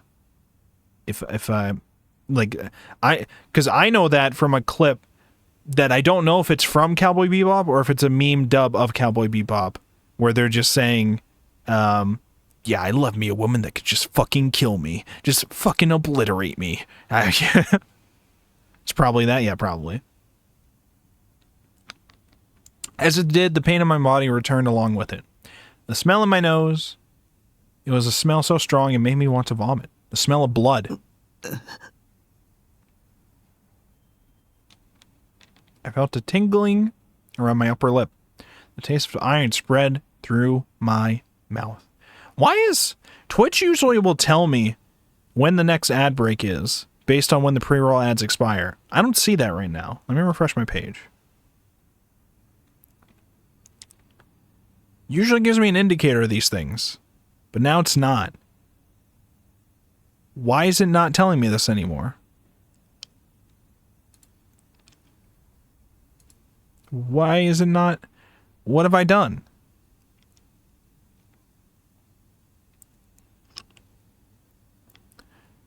Although it feels like it's currently more like get you the kind of woman that could just kill the people bothering you. I mean, yeah. She's defending us here. Defending our honor. I felt a tingling up around my upper lip. The taste of iron spread through my mouth. Slowly I opened my eyes. I was in the same back alley as before. I was lying face down on the asphalt. Oh, I'm sorry. Now we can skip. We reached the point where we could skip. I just forgot to check that. But yes, we can skip now. About 5 mini minutes.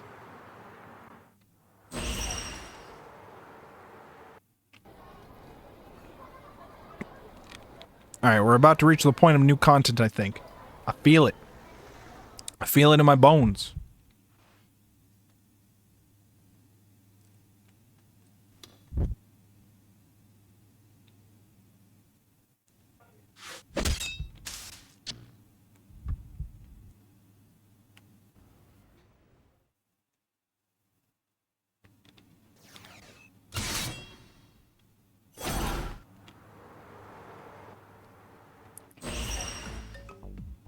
Bum bum bum bum bum bum. Bum bum bum bum bum. Bum bum bum bum bum bum.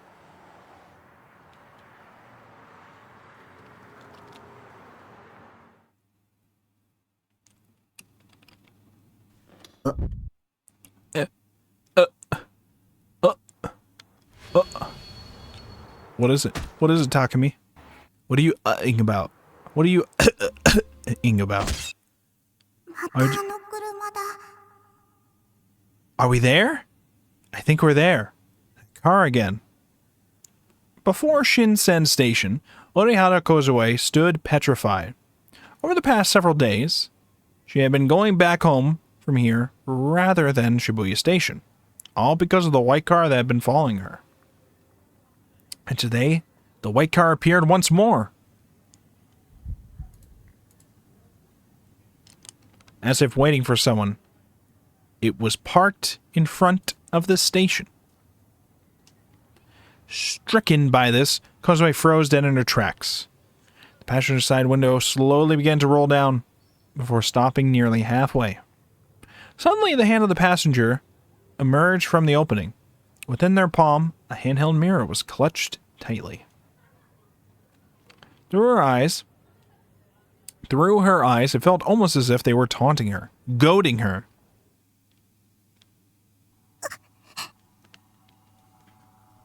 The raw terror alone made her feel as if she may stop breathing at any moment.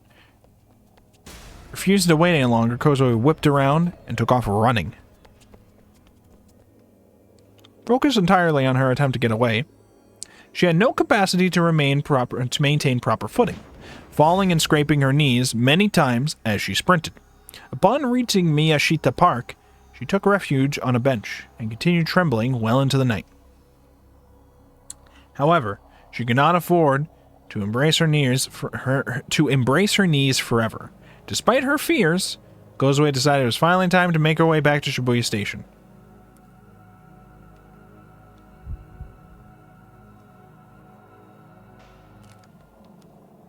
But when she reached it, it was parked there too.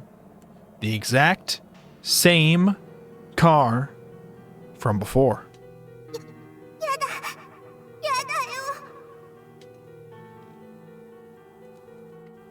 Though she had no destination in mind, she bolted once again.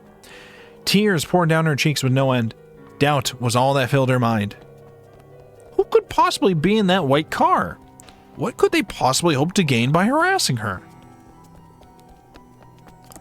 When she came to her senses, she realized that she had found her way back to Shinsen Station. Given that the car had been at this very station earlier, the last thing she wanted was to return to it. Taking her chances, she entered an unfamiliar, narrow alley.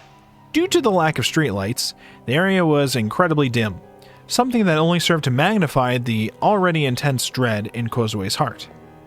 But at this point, Kozue was already drained. She did not have the energy to continue running. Wiping away her tears, she kept up her desperate struggle, stumbling every other step of the way. And right when she thought she was about to hit the main road, the white car passed right in front of her. Kozue was shocked by its sudden appearance. It then traveled approximately 50 meters away from Kozue before stopping on the shoulder of the road. Its hazard lights flickered to life. She lost all willpower to run. No matter where she ran, they would always find her. As if it were reading her mind, the car would always anticipate where she would be. Sinking to the ground, she cradled her head in her arms.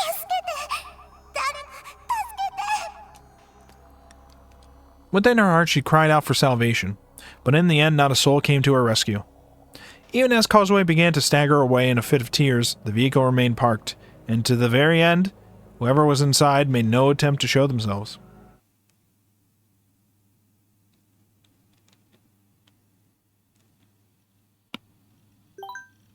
Oh. Yo. Hey, Nayaka, been waiting for you. This is because there's another new gen. We already did this, right? Is this going to be largely the same like before? I'm like, okay, all right. I'm going to have it fast forward this a bit.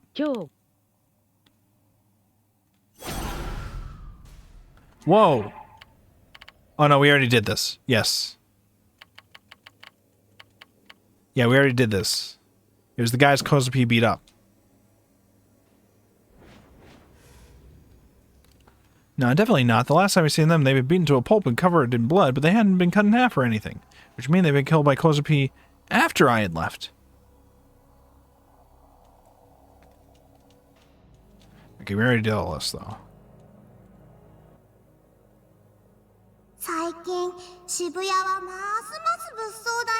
So true. The cockroaches. Oh my god, not the cockroaches. Kozue. She was as far removed from normal as could be. And also a pretty big idiot. But because of that, something told me that if I had to depend on her, she might actually hear me out.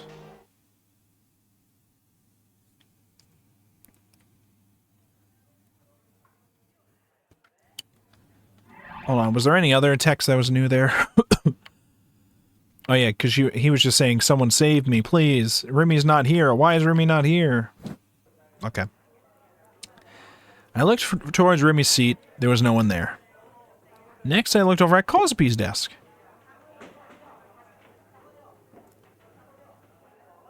She was in her seat, face down and huddled up. Morning, Kozupi. I didn't make eye contact, but I greeted her with my inner voice. The female DQNs were watching me, smirking. I can't read that. I'm not reading that. It was no different than yesterday. They'd all already labeled me as that otaku freak who said he was a psychic and made an ass of himself on TV, and that label wasn't going away anytime soon.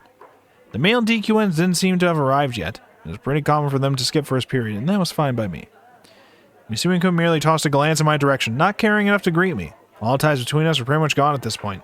Then again, it was already pretty strange that he and I had ever been friends at all. Taking a seat, I pretend to fall asleep. I called out with my mind. Kozupi, can you hear me? I need your help.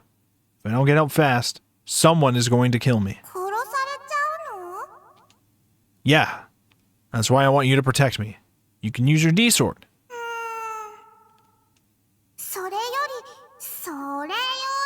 Soreyori.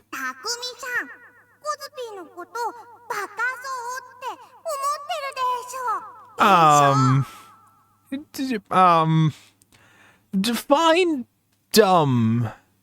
You know, in what sense of the word? Oof, exposed.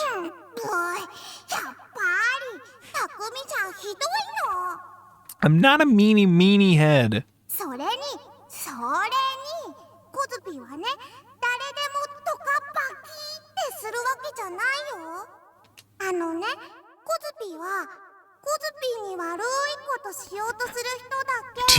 Do you just fucking murder them all? Yeah, you. Okay, that's reasonable. Okay, does everyone around me here think I'm stupid? What is this? I'm just a poor innocent otaku who hadn't done anything wrong.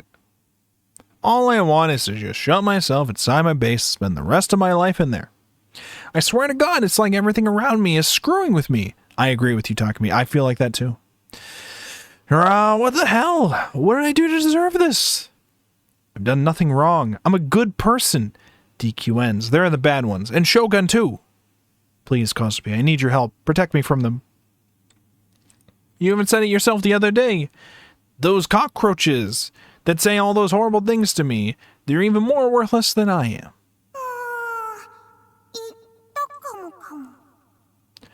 Probably said that.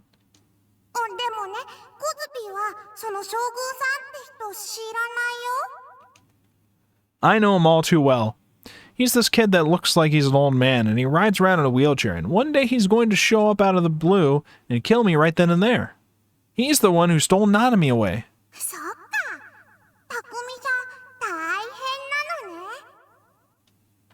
What? Is that really all you have to say?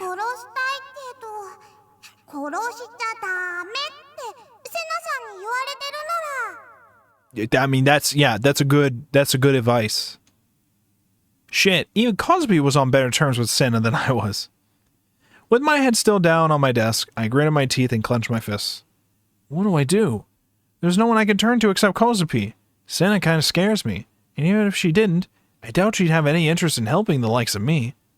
The only one I could rely on was Kozue.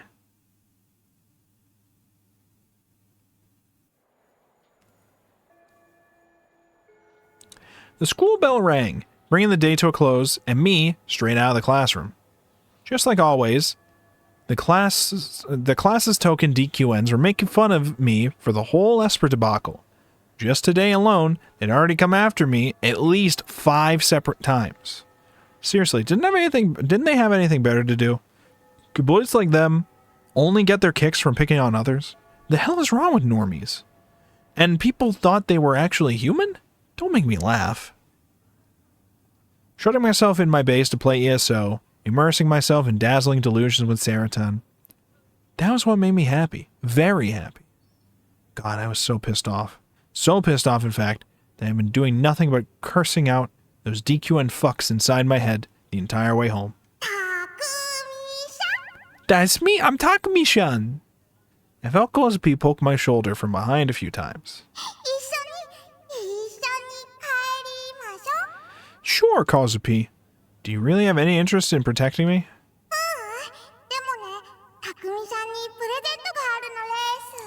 A present? For me? A present? For me? It's like I wrote this.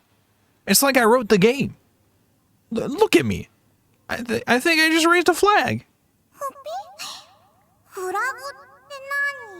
You don't know what flags are? Oh, it's nothing.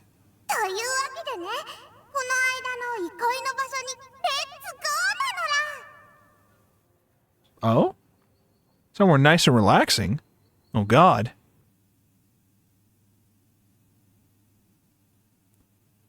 I knew it. There were no people around, so this description is pretty spot on. Then again, it is just a staircase, so that only makes sense. So why is it that I can't seem to calm down? Maybe it's because of that employee downstairs. Feels like he's been keeping a close eye on me. Or maybe it's because Kozue and I are speaking telepathically. We aren't making any noise, so from an outsider's point of view, we probably just look like a bunch of freaks making faces at each other in total silence.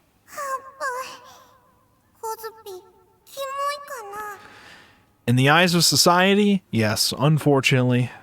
I mean, when you just stare at people while staying completely silent, what do you expect?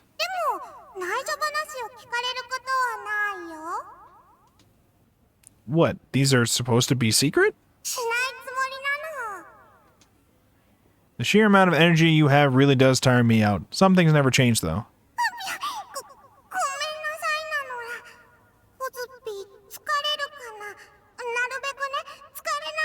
Aww. Whatever. Can we just go back to what you were saying? Didn't you say something about a present?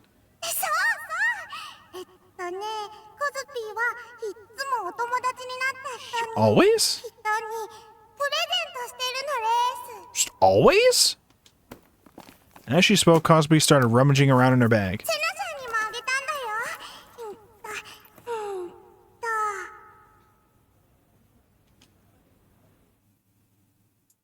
Oh, yo! It's Mr. Candy! Yo, she's giving me a butterscotch! Yo, she's giving me a butterscotch! Let's go! Mr. Candy! She offered me a piece of candy. Just what does she actually keep in her bag? For now, though, I just took the candy, unwrapped it, and popped it in my mouth. It was lemon flavored. Oh, not butterscotch. It was lemon. Lemon's fine, too. The tangy flavor spread throughout my mouth. Pretty refreshing, honestly. Was that the present, Kozue? No. No, that's not the present. That's the Mr. Candy. Get it right, Takumi. And you just expected me to know that? Okay, for realsies. Yo! She had pulled out a number of fanciful accessories from her bag, each one made up of a bunch of colorful beads. The hell are those? It's, yeah, Kozube's clickety-clackities.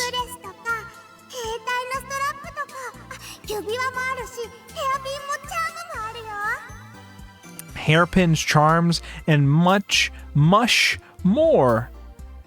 Did you make all these by hand? Oh no.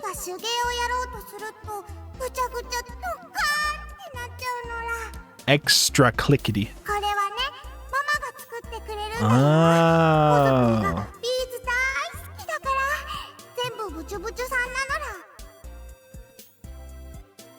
Kozue suddenly grabbed my hand. The sheer warmth and softness of it made my heart skip a beat. I'm gonna take a screenshot. That's cute. That's cute.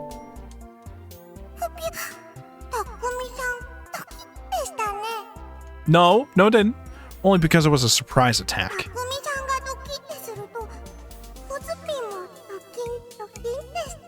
Takin? With a smile still on her face, Kozue handed me something made out of beads. It was probably a cell phone strap if I had to guess. I don't want it.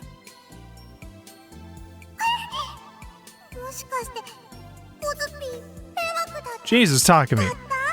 Takumi. Takumi, why can't you just accept it?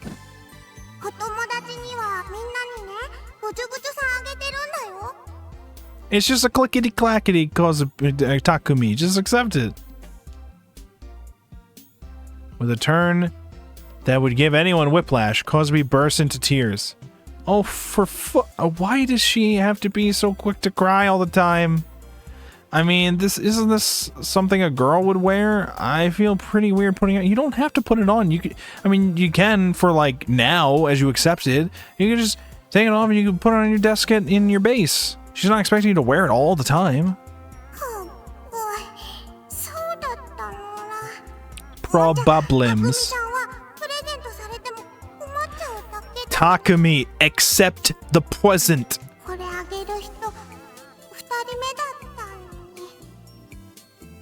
The second person ever? No, Kozue. No, you're the second person Kozue's ever given the clickety-clackities to. You can't turn her down, Takumi. It's over for you. Depressed Escapee, Kozue made... What? Depressed Escapee, Kozue made to take back the cell phone strap, but I quickly pulled my hand back and jammed it into my jacket pocket.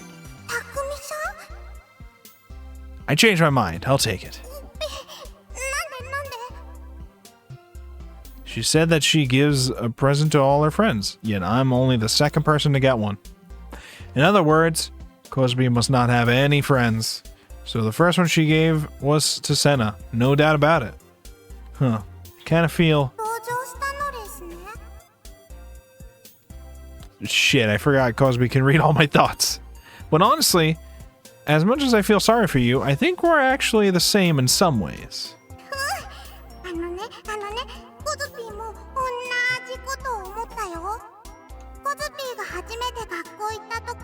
Went to school with a K.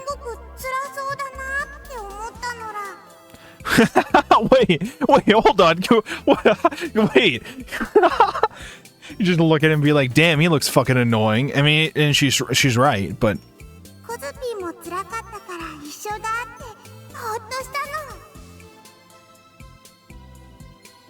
Wow, Kozue and him are the same, and felt a whole lot better. Wait. He looks like he's in a lot of pain. Oh, I misunderstood. I thought she was saying that he looked like he was annoying. But no, it's just that looks like he's miserable. I don't think that's much better. She's like, wow, he looks like he's fucking miserable. Having a miserable time right now. I also have miserable times too. Anyways, let's hang out. The same, huh? It reminds me of what Senna told me about Kozue's life before she transferred. She and I really are alike. We're both closed off to the world. We're both at the mercy of the malicious entities surrounding us. We both avoid crowds. We both avoid human contact. We're both afraid of people. And we both like hiding away by some dimly lit staircase, making ourselves unnoticeable.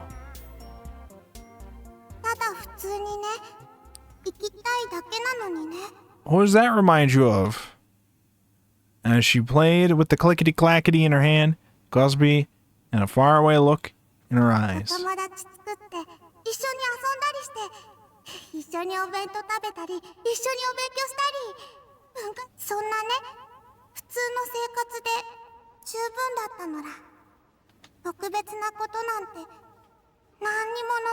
Ever never wished for anything special.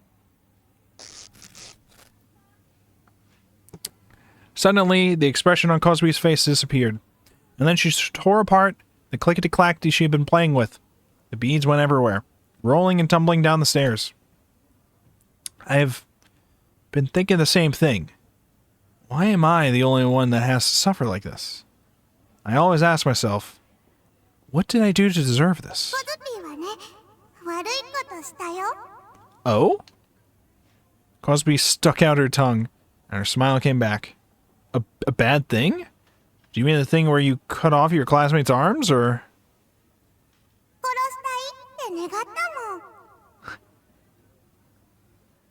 It happens. It's fair. It's reasonable. コズピーに意地悪する人たち全員ぶち殺したい Okay, actually that's actually more than fair. That's actually pretty fair. You really are pretty twisted. でも悪いことを願うのは悪いことじゃないよ I guess not? あれね悪いことを願うのが悪いから悪いことを願うのかな悪いですね Because it's bad, wishing for bad is bad? Bad? It's super bad, huh? とにかく負の感情は Back on 否定さ top れるものじゃ pick. ないってへんてこなボード持ったおじさんが言ってたのら Back on top pick. The top pick. New pick. Negative emotions are not something to be repudiated? Bro, you can barely say the word bad. And you're bringing out this shit? Repudiated? The fuck does that even mean? That's what the strange old person with the board said. Oh, she's repeating literally what somebody said. Okay. 悪いことを願ったからディソードがコズピーの力になってくれるのらディソードがコズピーを守ってくれるのらだからねもう普通なんていらないの Are you sure? Have you really given up trying to live a normal life? Are you sure that's what you want? That you won't regret it? めんどくさいのは嫌なの Based? Based? 世界には悪い人ばっかりだし Only baddies. What about Senna? Do you think she's a bad person too? セナさんはお友達です悪い人じゃないよ The voice of Cosby's heart sounded happily and incredibly happy. たくみちゃんもだよブチブチ友達なのら Clickety clackety friends. Oh my god. If we all could think like Cosby does, life would probably be a whole lot easier.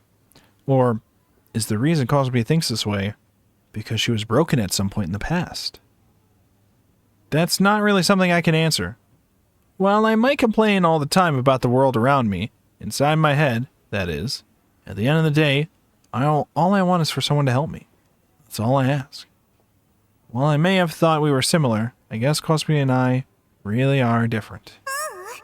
一緒なのら For some reason I didn't understand, Cosby seemed very convinced of that. She then vigorously stood up. ほいじゃ帰りましょう Oh, is it that time already? As soon as that left her mouth, Cosby raced down the stairs. And then in a display that was very in character for her, she slipped and fell on the very last step. The inside of Roft was as packed as ever. With a light limp, Cosby made her way through the building. There were tears in her eyes. Are you okay? 転ぶのは慣れてるよ It's not a good thing. Cosby flashed a brave smile. But that smile quickly faded. Cosby stopped dead in her tracks, and her gaze shot straight behind me. Oh. When I glanced over my shoulder to see what she was looking at, I saw a bunch of mirrors for sale. Everything from hand mirrors to full-on dressers were on display. Oh no. With a stiff expression, Cosby looked away from the mirrors, and started to walk quickly. たくみさんまた明日ね The voice of her heart held not even a trace of the energy from before. Wow. Well, before we can see this next scene, it looks like Twitch is saying we got ads now. So enjoy 3 minutes of ads. Stay safe, gamers. We'll be right back after these messages. Oh my god.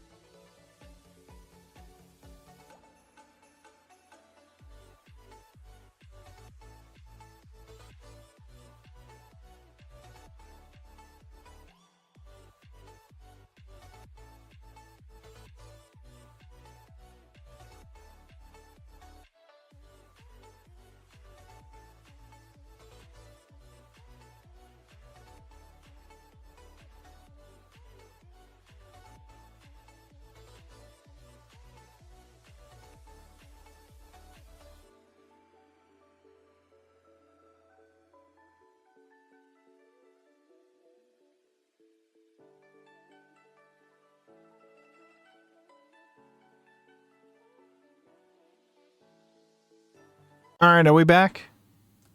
Are we back? I think I also traced down why the, like, pre-roll timer thing went away before. And I don't know how to get it back to how it was before. Before I could literally see on the dashboard, I could see all of the indicators at the top that says, like, how long the session's going, how many viewers there are, how many followers there are, the bit rate, subscribers, and the pre-roll thing all in, like, the one line. Now, somehow, with what I've done, a button I've clicked has made it so that you cannot view all of them at once anymore. So I had to move that one thing more closer to the top. And the amount of subs is now, like, moved to the side. Which doesn't matter. I don't need to look at how many subs I have. But, like, I don't understand why that is a thing that happened anyways. Twitch is a wonderful platform. A very wonderful platform, we will say.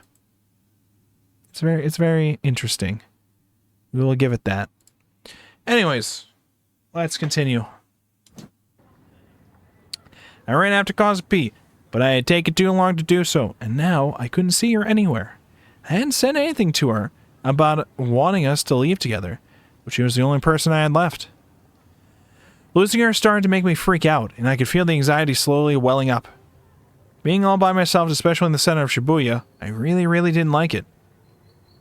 The mere sight of the human stampedes moving along caused sweat to bead all over me. So, knowing I couldn't take it, I gave up on trying to find Kozue and decided to hurry back to my base. What was that? I heard something. The loud, clicking sound of a camera shutter. I shifted my gaze toward the sound, but I couldn't see anyone with a camera. That was when I realized the sound hadn't been an actual camera, but a cell phone. That explained why the sound had been so clear. And yet, despite that realization, I still couldn't look at anyone that was pointing a cell phone at me. Was I just too on edge? No, that couldn't be it. My social suicide would have been incredibly well known throughout Japan, especially considering how much people freaked out over espers. So it wouldn't have been all that strange if there were people who found it amusing to snap random photos of me. The streets were overflowing with people. Well, at least none of them were looking at me. Don't look at me. Biting my lip, I continued dragging myself forward. I hung my head as low as possible so as not to be recognized.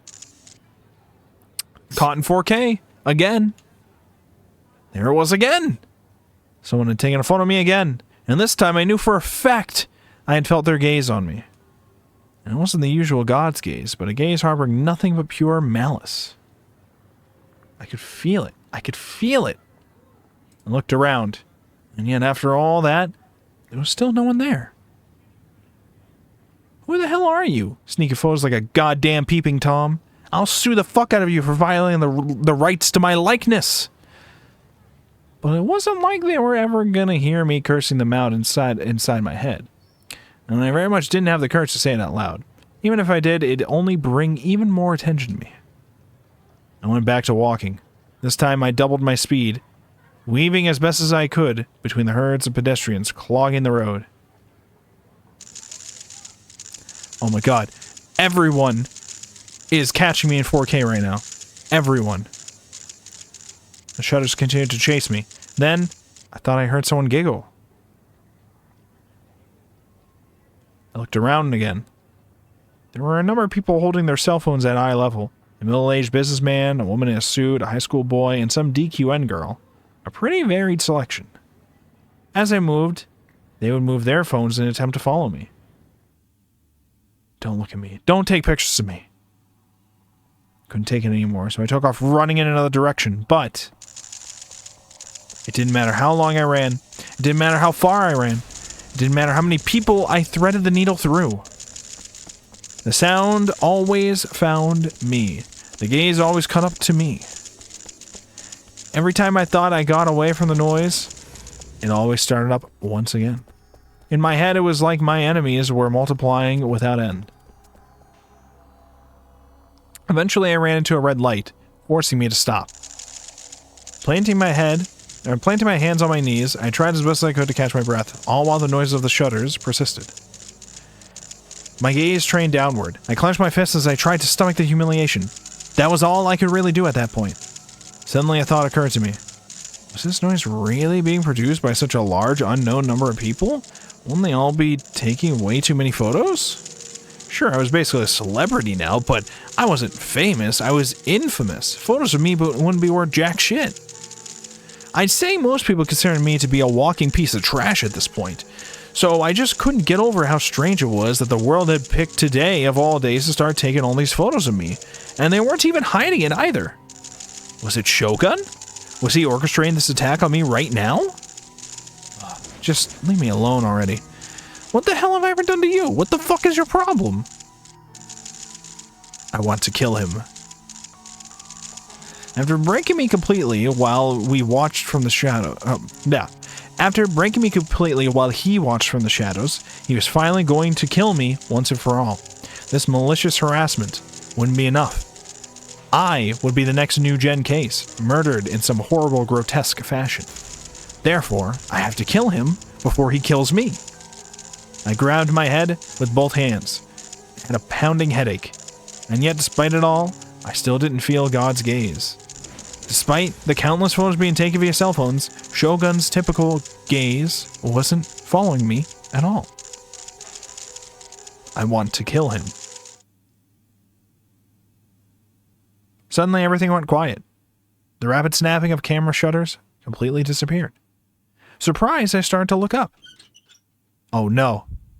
Only to hear the sound that I had heard many times before, right behind me, within the silence, came a quiet, creaking noise that I would never have heard otherwise.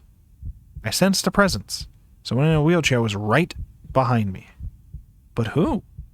I laughed at my own wishful thinking. Their identity was obvious. It was him, Shogun.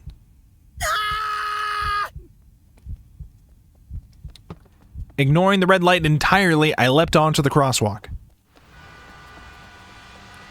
My ears were assailed by a chorus of horns, and one vehicle was on the brink of running me over, or just barely managing to screech to a halt. But I couldn't look back now. I had nothing to keep running. I had to keep running as hard as I possibly could.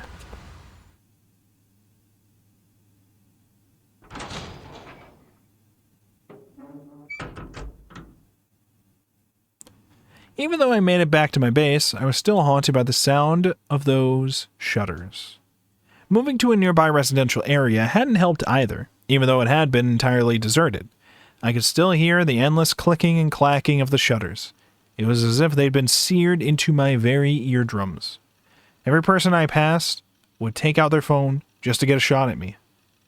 Not one of them said, "Oh wow, please, let me shake your hand," or "ew," as I moved past them. No one even so much as grinned at me. Nothing but expressionless faces taking pictures with their cell phones. So I just continued to walk past them, pretending like they weren't even there. Clearly something strange was going on. I didn't sense even a hint of malice nor ill will from them. They felt entirely mechanical. Yeah, kind of like automata, except in this case, there was someone actively controlling them.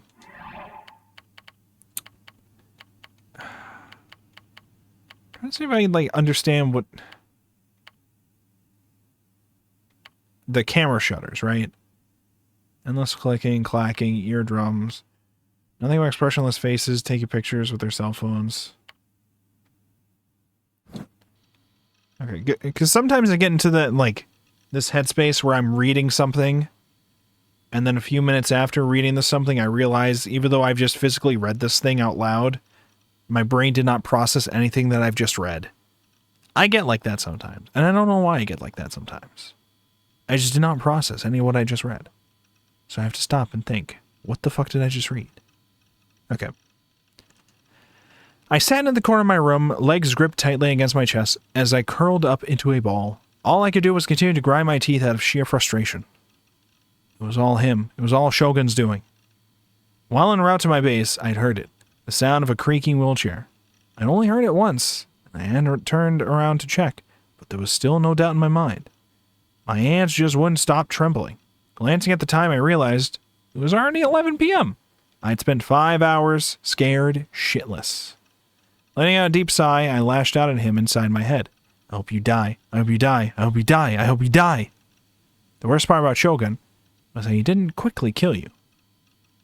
He would gently wrap a silk cord around your neck, and over time he would slowly tighten that cord, before eventually you would suffocate.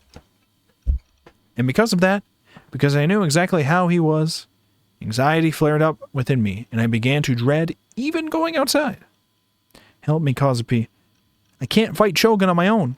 I don't even have my own D-sword. There's nothing I can do. Kozue, why won't you help me? I had to think. Somehow I had to come up with a way for Kozue to protect me. She could read my mind, so I definitely couldn't lie to her. Then what about money? Would she help me if I offered her compensation? What? That noise just now. With a horrible gulp, I squeezed myself into an even tighter ball and strained my eyes for the slightest sound. I just hallucinated it. Yeah, that was the most obvious I hadn't hallucinated it. It was the sound of a wheelchair. I could hear it coming from outside. I immediately held my breath and strained my eyes even harder, trying desperately to hear any noise coming through the wall. There it was. He was outside. Wait, maybe I was just imagining it. Maybe I was just imagining him slowly moving closer and closer to me. I wasn't just imagining it. He was wheeling around the outside of the container. I'd heard his voice. It was Shogun's laugh.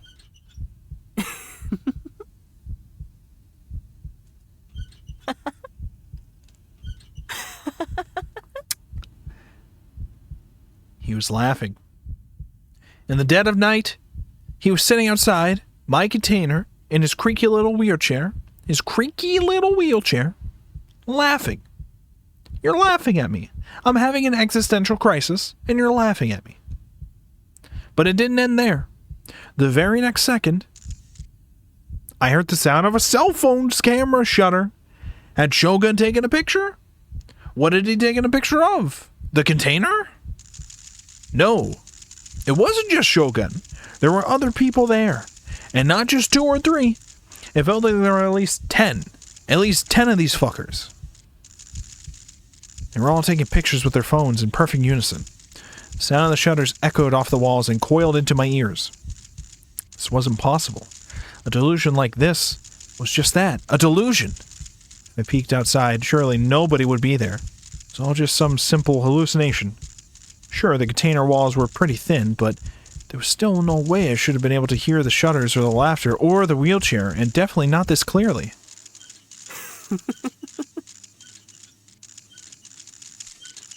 I didn't have the courage to go outside and check for myself. Fear overwhelming me, I burst into tears and wrapped a blanket around my head in an attempt to cover my ears. Don't come in. Don't come in. Don't come in. Don't come in. Don't come in. Don't come in. Don't come in. Don't come in. Don't come in. Don't come in. Don't come in. Don't come in. Did you lock the door, Takumi? That would probably save you. How much time had passed? It only been about 10 minutes, but it felt more like 10 hours. I threw off the blanket and got up as quietly as I could. I listened very carefully. I didn't hear anything outside. All I could hear was the sound of my PC. So it really had been just a hallucination. Yeah, it had to have been. Just to be sure, though, I should check outside. There was no way anyone was out there, but still. Even if someone had been there, surely they wouldn't be there anymore. I positioned myself by the door. There was a padlock on the inside, keeping the door locked. Retrieving the key, I stuck it inside the padlock. But I didn't have it in me to turn the key that easily. My heart was pounding out of my chest, and my nerves refused to calm down. I was terrified.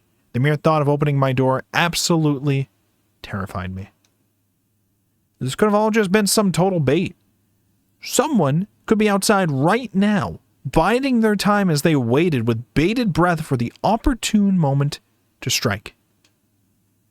I wanted to tell myself that something like that would never happen to me, but it was pointless to even try. I've been deceived over and over again, and I couldn't take it anymore. I was so tired. Why couldn't I just be left alone? Why did I have to endure these horrible, absurd trials? They were just too much for me. Fuck. I slammed my fist into the door with a loud bang. The noise resounded incredibly loudly, and my hand immediately hurt like hell. Not a sound came from inside, or from outside. There were no signs of anyone being out there. There was nobody there. Of course there was nobody there. You'd have to be stupid to think that there was somebody there. I bit my lip so hard, blood slowly began oozing out. And with that, I somehow found the strength to remove the padlock, and then I slowly opened the door. In an attempt to investigate, I peeked my head out from my base. There was nobody there. It was still as death. Nothing moved. There was no sign of Shogun's creaky wheelchair, nor his laugh, nor the cell phone camera shutters. Nothing. 誰か I waited for a moment, but there was still no response. But of course there wasn't. There was nobody there, so of course nobody would reply to me. That was just common sense. Nervous as could be, I began to check even further outside, shifting my gaze towards any shadowy areas I could see. Yeah, no one was there. Everything I'd heard, I'd hallucinated. All the repeated extreme stress had caused me to start breaking down. Yeah, that made perfect sense. I'd just gotten scared and ended up losing it. 僕涙目もうねアホかとバカかと The sheer stress I was feeling left me trembling as I laughed at my own pathetic state. Look at this dumbass. It was laughable. Really. I couldn't help but LOL. Man, I was so worn out.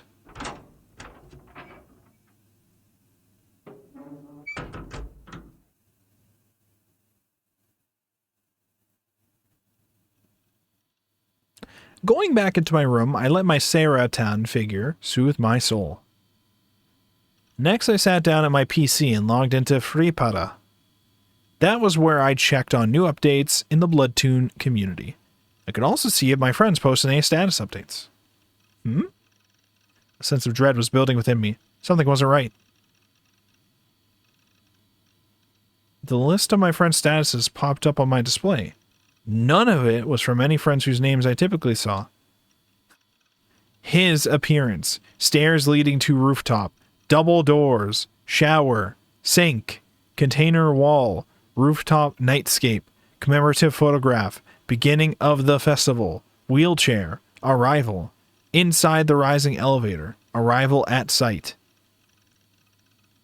Are these the name of, like, the episodes? Container wall?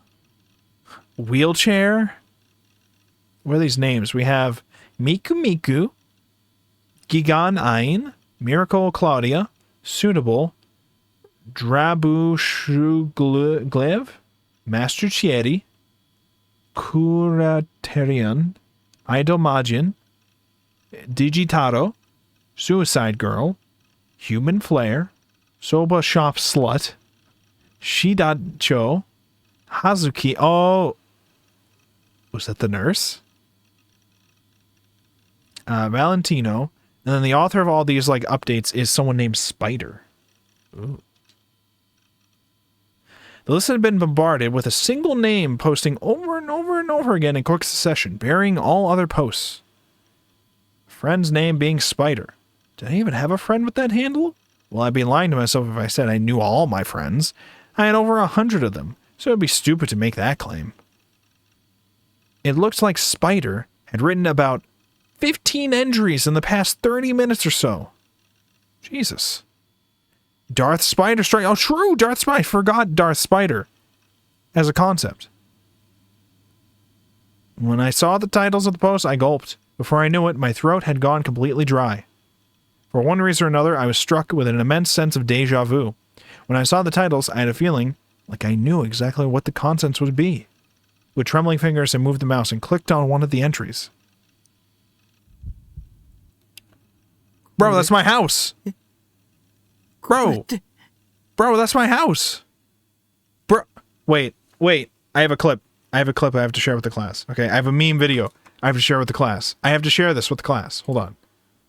It's time for one of the videos in my based memes folder here, okay? if it's still in this folder. I know this clip exists on my computer somewhere, though. I will find it. I will find it. I will find this video. It will be found. Hold on. Hold on. I have a video to share that may or may not get us copyrighted. We'll see. We'll see. I'm doing it anyways. I don't care. It's worth it. It's worth it. It's a good bit, I swear. This is a good bit. Hold on. Videos. Is it here? Is it here? Where is this video? Fuck.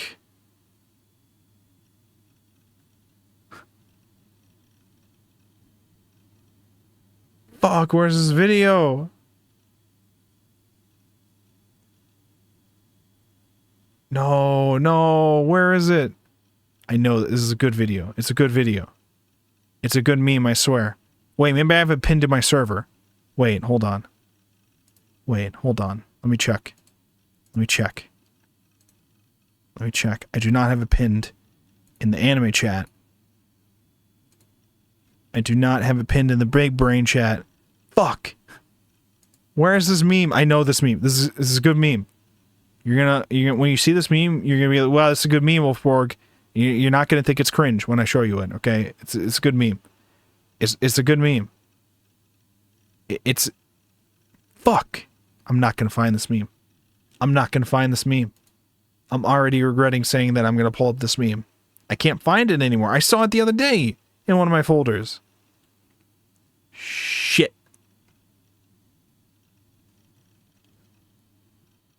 Shit. It's like a Baki clip. I'm trying to find the Baki clip. Fuck. Hold on, wait. I'm gonna look on Twitter, because I think I found this on Twitter originally. And I think I know the caption it had, too. What happens in Baki?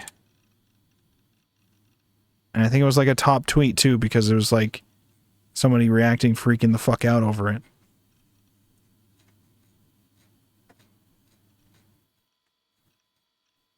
Yes, I found it! I did find it. The clip is real. The clip is real. Wait, hold on. Hold on. I don't care if we get copyright for this. Ignore... Hold on. Hold on. Ignore the caption surrounding it. That's not important. It ain't about the caption. Desktop new? Is this even going to be my right setup for this? No, stop. Stop with the waiting music, okay? We're watching this. Okay, everything's fucked in this scene. Don't worry about that, okay? That's right, today. No way, that's my house. That's right, today. I'm at the home of none other than Mr. George Bush, the current president of the United States himself. What's the meaning of all this? I'm coming in. I'm coming in. I'm coming in. That's right, today. I'm at... This is what Darth Spider is doing to us right now. This is a good bit. You guys appreciated that bit. You guys loved that meme. You guys think that was definitely worth our time to stop and observe. Thank you. Thank you for your time. Anyways, getting back to being psychologically fucked with by Darth Spider. This has to be. The front. This very building. The post had contained a single image, and by the looks of it, it had been taken by a cell phone. There was no text, nor anything else in the post, just the image. There was no doubt that the photo was of the Kure-nai conference hall. And it's been taken at night, too. Ha. Wait, hold on one second. One second. We'll be right back.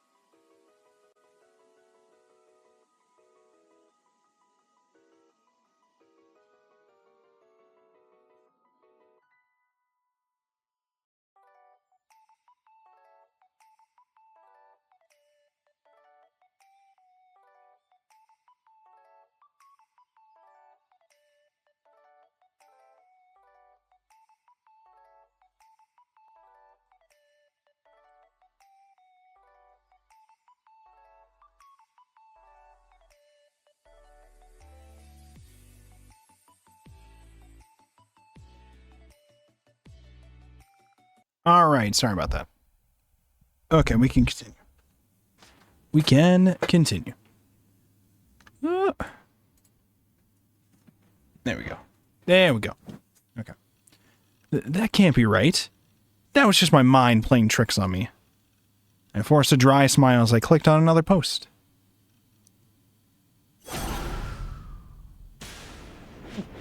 There's no way! Despite me crying out in disbelief, even I could have predicted what was to come just by reading the title. And yet the horror gave rise to countless goosebumps across my skin. Each bump Each bump like a stewing bubble of sheer dread. The noises, those noises, they'd just been hallucinations, hadn't they? The sound of the wheelchair, the sound of Shogun's laughter, the sound of cell phone shutters. Have those sounds actually been real? Had someone actually been outside my base until a short while ago, taking pictures and uploading them with their phone? The latest post was titled, "The Man of the Hour." The timestamp read 12:14 a.m. and right now it was 12:21 a.m. Their last status update had been only 7 minutes ago. 嘘だよ。嘘に決まってる。 Who was the man of the hour supposed to be? Who the hell could it be? I really didn't want to look, but I just couldn't bear not to. I'd never be able to calm down otherwise. I quickly snapped my gaze to the door and back. I had to make absolutely sure the lock was on correctly.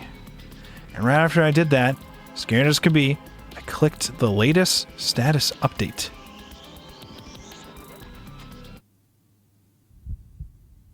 It was a picture of me. Just a moment ago. I opened the door to see who was there. I thought nobody was out there. But someone had been outside.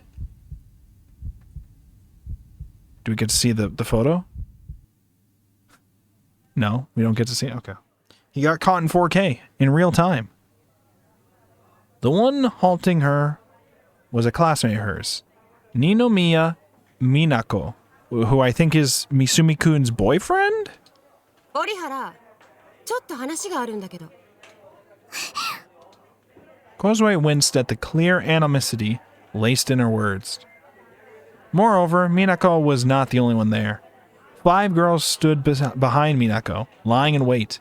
All of them were her classmates, but Kozue was unable to recall their names and faces. いいよね。付き合ってくれるでしょ？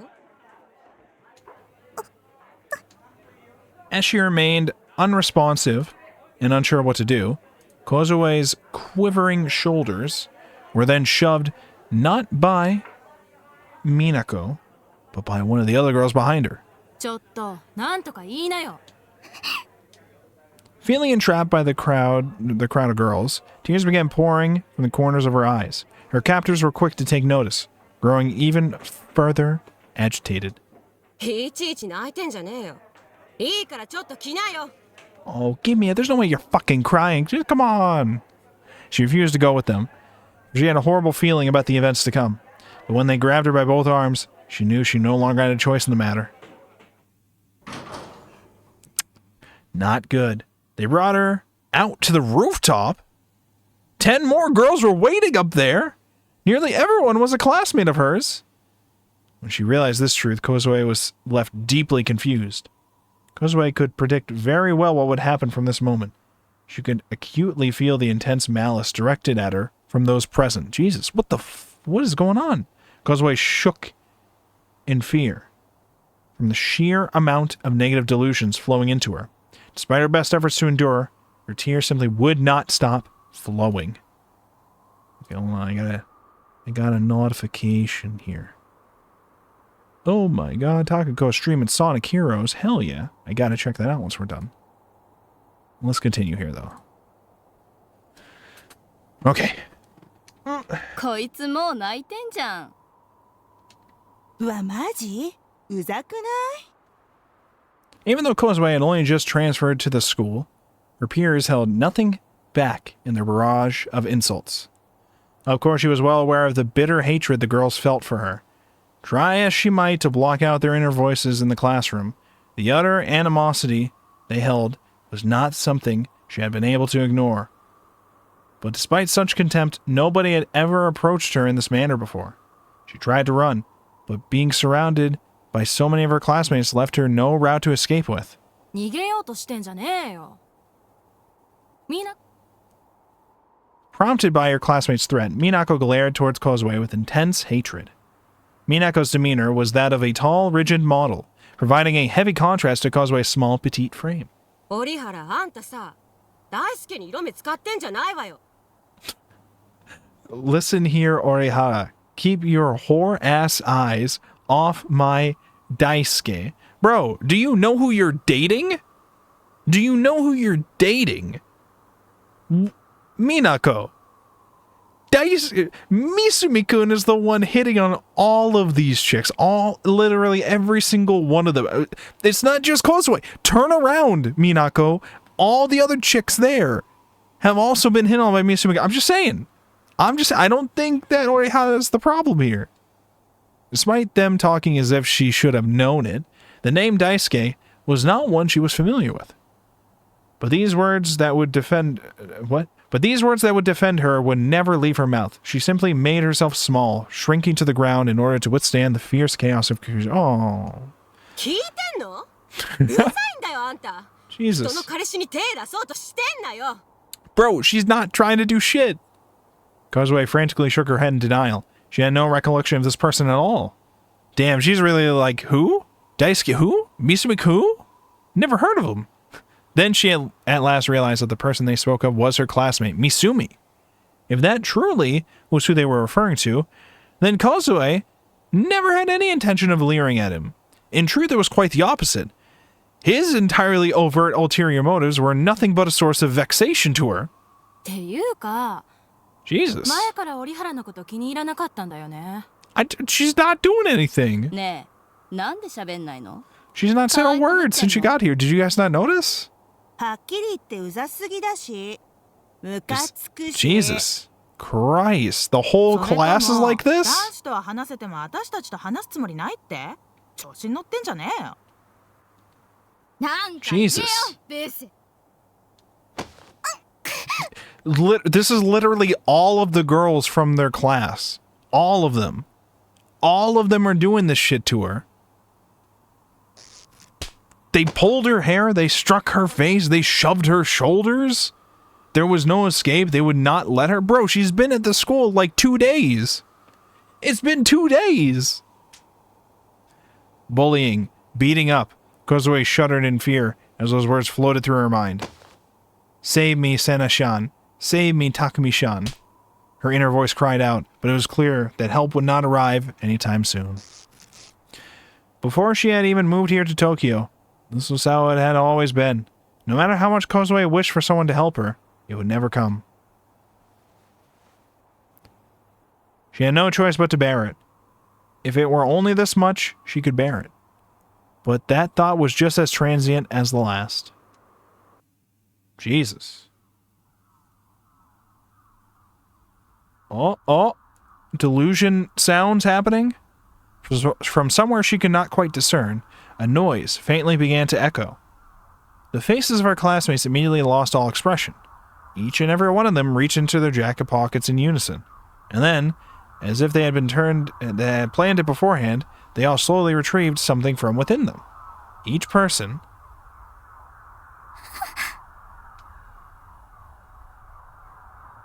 held a handheld mirror. Mirrors of all manners of shapes and sizes. Jesus Christ, somebody planned all of this just to psychologically troll Kozue. This is fucked up. This fucked up and evil. Simultaneously, each and every girl turned the surfaces of the mirrors towards Kozue. It was like a cult performing a ritual. Within each mirror, Kozue could be seen, stricken with the utmost terror. Each silver screen reflecting a girl with eyes convulsing uncontrollably. Who are you? Who are you? The nightmares that had once plagued Kozue began to resurface. She was losing the self she knew. She could not stop trembling. She shook her head violently in denial. Her eyes wandered between each mirror. As her head shuddered and shook, the convulsions seizing her eyes continued. Kozue tried to scream, but could only muster a feeble cry. Omae wa dare? Omae wa dare? Omae wa dare? Omae wa dare? Dare? The mirror called, I'll kill you, I'll kill you, I'll kill you, I'll kill you, I'll kill you, I'll kill you, I'll kill you, I'll kill you, I'll kill you, I'll kill you, I'll kill you. The dominance of dark, sickly delusions began to enshroud her mind. And then she pulled out the snowboard sword. She then became cognizant of the D-sword clutched tightly in her hands. A faint beam of red light shone across the blade, flickering with a delightful shriek. Not a hint of its brutality was left concealed. Its mere aura fiercely intimidated all those who beheld it. Everything before it fell to ruin. Everything before it was consumed. Everything before it returned to nothing. And now, as it settled, her sword resided not in delusion, but in reality. Her once expressionless classmates awakened from their trance, greatly alarmed by what was unfolding. But by then, it was far too late. Jesus! Christ, the voice actress went incredibly hard. Snowboarding, always knew she was a Canadian. Yeah, that's fair. Tears pouring down her cheeks, Kozue let out a scream. Her eyes could no longer see. With a single step, Kozue staggered forward. Effortlessly, she raised the D-sword above her head. At the present moment, it was Minako who was in her path. What came next would be appropriately referred to as an immediate bisection. Jesus! From the left arm to the right shoulder, her body was ripped apart. In regard to what had happened to the girl, the word slash would have been far too disingenuous. Sickeningly extreme amounts of blood burst forth from her body. As she raised the D-sword aloft, this time, Kozue staggered backwards. It was as if the sword itself had drawn her back. Her body moved about adroitly? What the fuck is this word? Is this the word of the day? What does this mean? Adroitly. Adroitly. Adroitly. In a clever or skillful way. There's your word of the day. Adroitly. Adroitly. Adroitly. Adroitly. Adroitly. In a clever and skillful way. It's an adverb. Adroitly. Adroitly. That's what it means. There you go. You've learned today.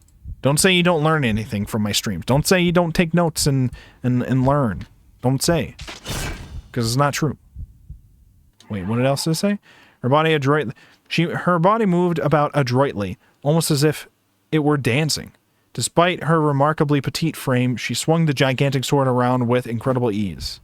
Despite being far past death, Minako's corpse was further desecrated in obscene acts of violence.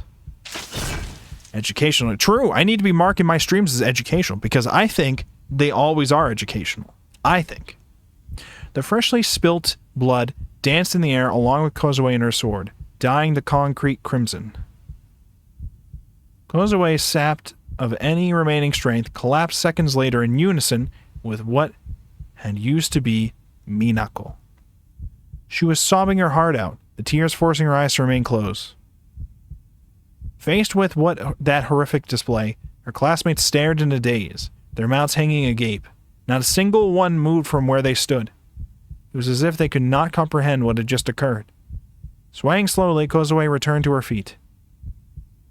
Oh, fuck. Oh, fuck. It's just like the ISA scene, but now it's Kozue instead. Her head hung low as convulsive sobs assailed her. Pointed directly at her petrified classmates, blood trickled from her D-sword. Ow! The very next moment, innumerable shrieks ripped through the air before disappearing into the sky forever. Okay, so we've just killed all of the other women in the class. Now there's no competition for Kozue. She just gets all the guys now. Walking as fast as I could, I headed directly for my school. I kept my eyes out for anyone at all. If someone even dared to approach me, I'd run as fast as I possibly could. I had been hyperventilating for forever now, wheezing again and again. My throat desperately gasped for air. The sweat beaded endlessly on my forehead. No matter how much I wiped it away, it just kept coming. I was just going to school. So I could get Kozue to help with whatever the hell this was. And I needed her to fight the bastards that were trying to break me. Kozue would definitely do it. She was completely broken herself, after all. I wanted to kill them. Shogun and his cronies needed to fucking die. There was no doubt in my mind that the people at my base yesterday had been Shogun and his underlings. They were finally cutting the bullshit, and now they were gunning to finish the job. They'd targeted me, begun their extensive mission to wear me down, and now they were moving in to kill me in the sickest, vilest, most disgusting way they could possibly imagine. I couldn't take it. I didn't want to die, so I had to kill them before they killed me. That sound again. Yesterday I had heard the same exact creaking sound behind me. I whipped around, wincing in anticipation of what might come, and yet not a soul was behind me. There was no wheelchair in sight. It couldn't have been an hallucination. I'd heard it right fucking behind me. Was Shogun still attacking me? I broke into a mad dash. No way in hell was I going to stand around all alone. And yet, it followed me. The sound clung tightly to my back. I could hear it directly behind me as I ran. Stop it. Get away. Stop chasing me. Don't look at me. I was about to snap. I no longer had the stomach to take another look behind me. I stumbled my way to the school gate. The bell still hadn't rung yet. I was on the verge of being tardy, but I could still see other students here and there. But just looking at another person was enough to make me flinch. But if I didn't go in the building, I wouldn't be able to find Kozue. Steeling myself, I entered the school grounds. Ooh, when I heard something once again. But it wasn't a wheelchair this time. It was a cell phone shutter. My gaze shot all around myself. Who the hell? Who'd taken the photo? Nobody was looking at me. Nobody had a cell phone out. What the fuck? What the fucking fuck? I covered my ears, and without looking where I was going, I bolted. Without stopping even once, I finally made it to the classroom. I was about to burst into the room, only to frantically stop dead in my tracks and turn right back around. The class DQNs were all assembled in there. The second my eyes had met one of them, I'd given up completely on going in. God damn it. This world was plagued with my enemies. Every single person was my enemy. All of you should die. Every fucking last one of you should just die. Since I couldn't go in the room, I opted to just turn around and keep walking. Maybe a delusion or two about massacring those DQN piece of shits would cheer me up. You know, it might help him. It might help Takumi. I'd only glanced in the room, but I had seen Kozue. Actually, there hadn't been any girls in the classroom at all. That was pretty strange, actually, but I couldn't care less. All I cared about was figuring out where the hell Kozue had wandered off to. Of all times for her to completely disappear on me, it just had to be now? I was still wheezing from before, my breath violently forcing itself in and out of my lungs. When they saw me like that, the other students walking down the hall stopped and stared. Don't look at me. Okay, alright. That sound again! Looking back, I saw 4 DQN guys that I hadn't noticed before. They all had the biggest smirks on their faces, each one of their cell phones trained on me. Don't look at me. Ignore them. Kozue could just kill them later. A delusion like that sounded so exhilarating. Every last one of them dying a horrible death. I had had fucking enough of this world. Kozue still was nowhere to be found. I had no clue where she was. Maybe she just hadn't come to school today. If that was the case, what was I supposed to do? I really doubted I could fend off Shogun's attempts to break me, especially for a whole day. I'd been pretending to be tough inside my head this whole time, but my knees were still shaking uncontrollably. And if I didn't stay focused for even 1 second, I'd slowly sink to the floor and stay there. Kozue, where did you go? Where the hell did you go? Please, just save me. Save me, Kozue. Startled, I stopped dead in my tracks. I heard a voice in my head that felt like it'd come from right next to me. Someone's inner voice. コズピーのせいじゃないもん。コズピーのせいじゃないもん。助けて。 Kozue, where are you? She was on the roof with all the corpses. Looking around, I saw Kozue squatting down near a corner by the entrance, cradling her head. The moment I saw her, a gasp forced its way from my mouth. Oh, she's covered in blood still. Her entire body was a deep crimson, as if waves of red from an ocean of blood had crashed down upon her. No, it wasn't simply as if. She was undeniably covered in a ridiculous amount of blood. I wanted to scream, but my voice had stopped working. Kozue, say something, Kozue! When I called out to her with my inner voice, Kozue slowly raised her head. Tears were flooding from her eyes, leaving them red and congested.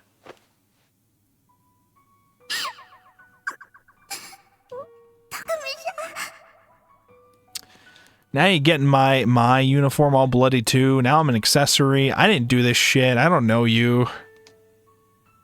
Without getting it from the ground, she grabbed onto my shirt. She clung to me as if her life depended on it. 何をたくみさんはコズピーの敵。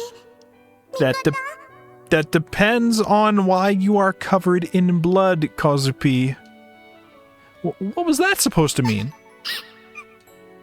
I tried to ask again, but she just buried her face in my chest and shook her head from side to side. The reddish-black blood coating her entire body seeped into my uniform and slowly spread through it. I never realized how small Kozue truly was. Her body was so fragile. It felt like I might break. And it felt like I might break it at any moment. Only when I embraced her, I finally come to realize this. 僕はコズピーの味方だ。だからコズピーに助けてもらいたい。 I only said what was on my mind. I was being fairly selfish, but Kozue was the only one I could turn to. コズピーのこといじめない。 I'm not going to be a bully to you. The guys bullying me are my main concern. That's what's more important here anyway. I need your protection. コズピーは守れないよ。 Well, depending on, again, how you got all this blood on you, looks like you probably can protect me, actually. What do you mean? You have a D-sword! だってあの子のことうまく扱えないぽ。 Him? What, your D-sword? As I asked that inside my head, Kozue nodded. She then nestled further into me. だからね、さっきのドカバキクシャーはコズピーのせいじゃ。 All that bing bang crashy stuff. Oh, delusion time? Oh, without warning, I was hit with a fierce impact. Images burst into my mind like an intense montage of flashbacks. The school, its rooftop. The fierce, rusty smell of blood. A sea of blood. Endless chunks of meat strewn across the concrete. Disconnected. Disjointed hunks of flesh I couldn't identify. And Kozue standing in the middle of it all. Her breathing heavy, and a D-sword in her hand. I then snapped back to myself, shocked. What the hell was that? That had definitely been the school rooftop. But what were all those other images? Had they just been a delusion? But they had been different from how my delusions usually were. Maybe it hadn't been my delusion, but Kozue's? I felt like Senna had said something about how gigolomaniacs can make other people see their negative delusions. So maybe that was what happened. But placing that aside for now, Kozue's blood-stained body clung to me. The blood on her was still wet. There were no signs that she'd been hurt, and she clearly wasn't acting like she had been. Therefore, the blood wasn't hers. I was trying my absolute hardest to conjure up an explanation for the amount of blood she was bathed in. There was nothing more normal about this.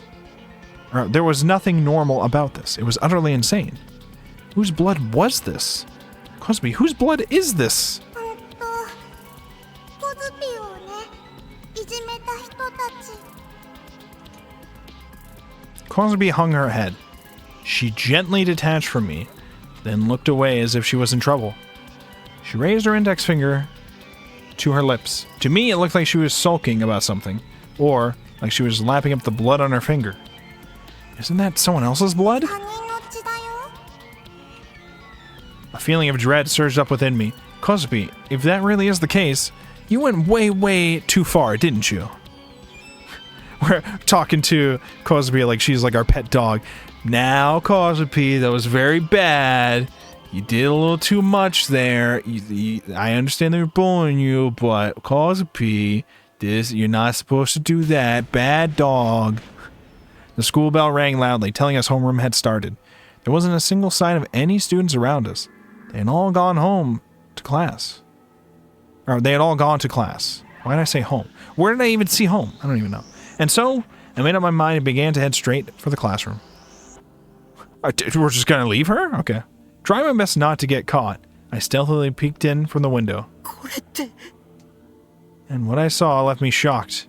Homeroom had already started, with the teacher standing at the front of the room. Just like I'd seen before, not a single girl was present inside the classroom. Not a single one. No way. I had to be sure. I had to be absolutely sure it'd all been just a delusion. And then we're going to the roof. Look, it's not her fault. The mirror cult came after her. It's true. Literally, the entire classroom of women decided to bully the quiet new girl for no reason in a very violent manner. They had it coming. I took off for the roof, then flung open the door leading to it. The first thing to hit me was the somber blue sky, and the next was nothing but pure crimson. A literal sea of blood.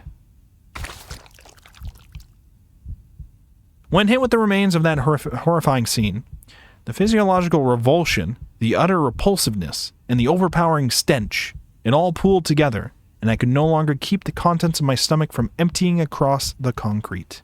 たくみさんはコズピーの味方だよね。I don't know if we can anymore. This is a little much, Kozue. I jumped. When I turned around, Kozue was standing right in front of me. Tears were welling up in the corners of her eyes. Still soaked in blood, she turned to me and smiled an innocent smile. Yeah, I mean, that's a fair reaction. I couldn't help but run away. I was afraid of Kozue for smiling in that situation, for killing them so brutally. I couldn't comprehend it. The people that had been there weren't people anymore. They were in pieces, and she'd done that to them. The scene on the rooftop had been burned in my mind and refused to leave. It repeated endlessly, looping over and over again in my head. And each time it did, I was hit with the most intense feeling of nausea. I lost count of how many times I dry heaved. I ran all around the school with no real destination in mind. Homeroom had already started, so there was no one in the halls. Kozue wasn't following me. What do I do? What do I do? What do I do? Was running away the smart thing to do? Or should I have stayed with her? If Kozue saw me as an enemy because I'd run away, would I be fucked? If she'd started thinking of me as an enemy, would she tear me to pieces like she had with those girls on the rooftop? Oh god, no. Please, no. If that was true, what should I have done? Even if I went back to Kozue now, I'd had no idea what to do or say. I just kept on running and running, almost tripping every couple seconds. And the very next corner I went around, I very nearly ran right into two people. Misumi-kun! It was Misumi-kun, together with one of the DQNs from my class who'd made fun of me earlier. He looked at me with clear unease, while the DQN stepped in front of me, blocking my path. The DQN had the most malicious grin on his face. Yo, Espa! Yo, Espa! You in the mood? Give me a little demonstration? I bit my lip. I didn't make eye contact. If I did, I knew I'd get punched right there and then. The DQN made no moves to take out his cell phone. If he did, however, I very well might have lost and killed him, just like Kozue had with those girls. You know, that's fair. A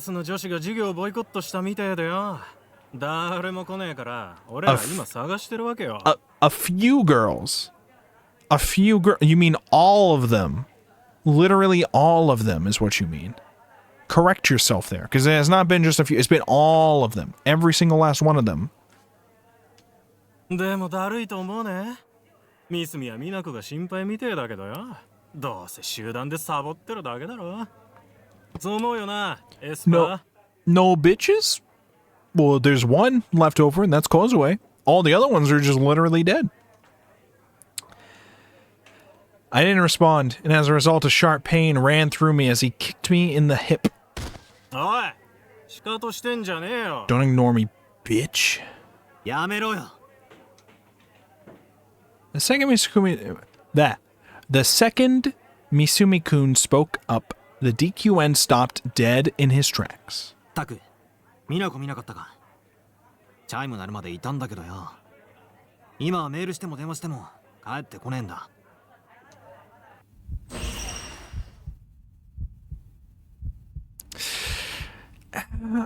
You know, about that, Misumi-kun, I couldn't tell him. I couldn't tell him about the tragedy that happened on the rooftop. I had no idea who Minako was, but I assumed she was Misumi-kun's girlfriend. Could she have been among the tattered pieces of meat scattered across the rooftop? And what about Rimi? Had Kozue killed her too? No, Rimi was not there. Don't worry. She shouldn't have. Rimi had been missing for a while, and she hadn't been at school either. Really, I couldn't believe I was still worrying about her after everything that happened. What the hell was I even expecting her to do? She was never going to come back anyway, so what was even the point? なあ、エスパー。お前なんで服に血がついてんだ？ That's, I can, don't worry about that. A shudder ran through me. It was blood from when Kozue had clung to me.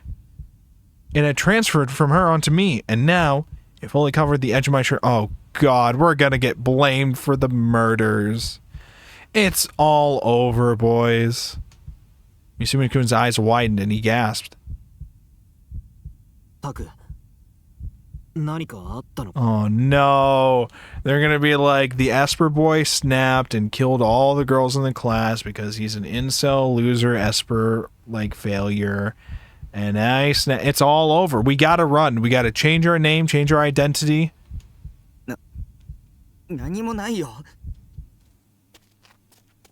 The second that left my mouth, I whipped around and ran away as fast as I could. I heard a voice calling after me, but I ignored it. I bolted down the stairs. And then fell? Jesus. What if we get knocked out unconscious and we wake up and we're in jail? But in my chaotic frenzy, I lost my footing and tumbled all the way down to the landing. As I lay there on the ground, I lost all will to stand back up again. Would I ever be able to find peace again? Why did all of these insane, horrific things keep happening to me, one after the other? タク、 Rimi! A voice called my name. I only knew a single girl that called me that. I slowly, timidly looked up and saw a hand stretched out before me. Oh my gosh, she's どうした alive! の？そんなに慌てて。 Girl, where the hell have you been? Where the fuck have you been? It was Rimi. Rimi was here. み、 I felt tears starting to well up. Not wanting to embarrass myself, I fought them back and took the hand she was offering to me. It was so very warm. Rimi pulled me to my feet. 本当に大丈夫？かなり派手に転んでたけど。 Yeah, it was a pretty bad fall. Damn, she didn't die. I mean, damn, she didn't die. She brushed off my clothes, not leaving a single spot on me untouched. リミ。 Where have you been for all this time? Why hadn't she contacted me? She'd said she would protect me. Yeah, well, sorry, Takumi, this is not her route. The several routes have not been her route, so she does not need to be here. ああ、私は今日は遅刻。 That didn't answer my question. But when I saw that confused, airheaded smile of hers, my fear, ever so slightly, subsided. That smile had saved my life many times before. And when I saw it, I no longer had any need to ask her where she'd been, or what she'd been doing. I didn't need to ask her why she hadn't contacted me.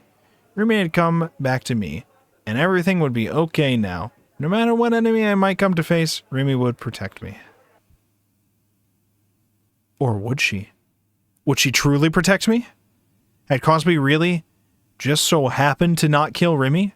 A flicker of doubt appeared in the corner of my mind. It rose up in me like a passing thought. She had been absent all this time, but she just so happened to come back today? And then she just so happened to be late to school on the day she just so happened to come back? And then Kozue had just so happened to commit murder on the same day Remy had just so happened to come in late? No, don't think about it. Stay positive. I rubbed my temples with my fingers, trying to calm myself down. なんだか具合も悪そうだね。保健室に連れてってあげる。 As she said that, Remy pulled me by my hand. ほら、行こう。 Did Remy not know about the tragedy that had happened on the rooftop? But wasn't that only natural? She had said that she'd been tardy today. And the fact that she didn't dare ask about the blood on my clothes was just her being considerate of me. It had to be. Teehee, I showed up late so I didn't get murdered. Teehee, pedo. Remy attempted to pull my reluctant self down the stairs, but I planted my feet right before the entrance. ドッグ？ She kept on trying to pull me along. Pretty forcefully, too, but I gently shook her hand off. Turning left in this hallway would bring us to the staff room, and after that the school's nurse's office. From there, if we kept going straight and exited all the way to the end of the hall, we'd end up at the sports courts outside, which would be the school gate. I didn't want to see anyone today if I could help it. I didn't even want to walk through the school.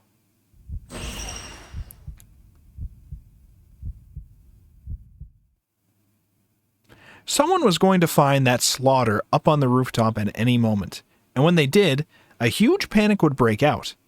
I'd probably end up being the prime suspect, since my clothes were caked with blood and all.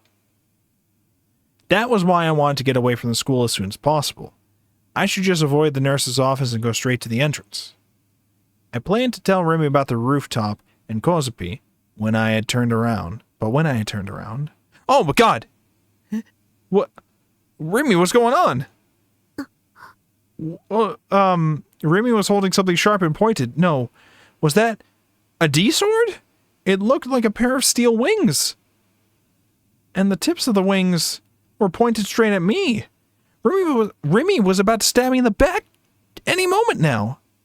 Our eyes met. Remy's eyes were filled with grief. She was the first to break eye contact. ごめんね。 What? Softly murmuring those few words together, she brandished her sword. She was about to kill me. Remy was about to kill me. I lost control. The second she was about to swing, I gripped her wrist to protect myself. I was a lazy piece of shit, and I practically never exercised, yet I still had enough strength to overpower her. なんで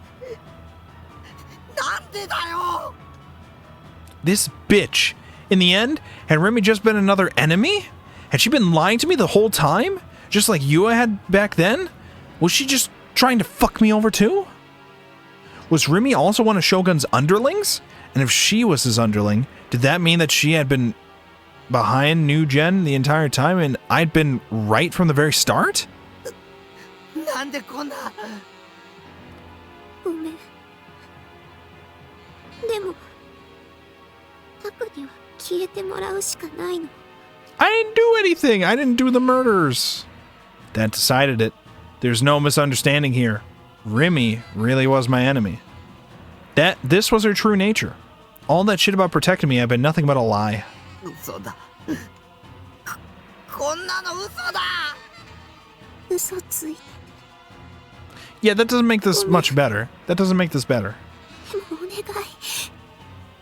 タク、消えて。ふざけるな、ふざけるなよ。 Cut the bullshit. 僕がどれだけリミのことを信用してたと思ってるんだ。どれだけリミを頼りにしてたと思ってるんだ。 When does Kozue show up and just fucking cut Remy in half? なんでそんな簡単に人を裏切れるんだよ。 Nothing good comes from Remy. Demon girl. Demon. タク、ごめん。ごめんで済むかよ。何様だよ。 I realized I was crying. A betrayal like this, I couldn't. The pure rage and frustration I was feeling right now, what I had felt with Yua didn't even come close. Remy had shit all over the feelings. Remy had shit all over all the feelings I'd had for her. I'll never forgive you. I'll never forgive you. I'll never forgive you. I'll never forgive you. I'll never forgive you. I'll never forgive you. I'm gonna kill you. I'll never forgive you. I'm gonna kill you. I'll never forgive you. I'll never forgive you. I'm gonna kill you. Gripping her wrist even tighter, Remy's expression contorted in agony, but the pain I felt was far worse. You tore my heart to fucking shreds. I'll never forgive you. I could never fucking forgive you. I'm gonna kill you. I'm gonna kill you. I'm gonna fucking kill you. I'm gonna fucking... Do it! Do it, Kozue! Yeah, let's go! It happened in an instant. Right before my very eyes, Remy's figure vanished. Her body was blown to the side toward the shoe lockers and slammed right into them. She had been done for the moment she'd hit the metal lockers, obliterating them in the process. A thick cloud of dust enveloped the room. At first, I had no idea what the hell had happened.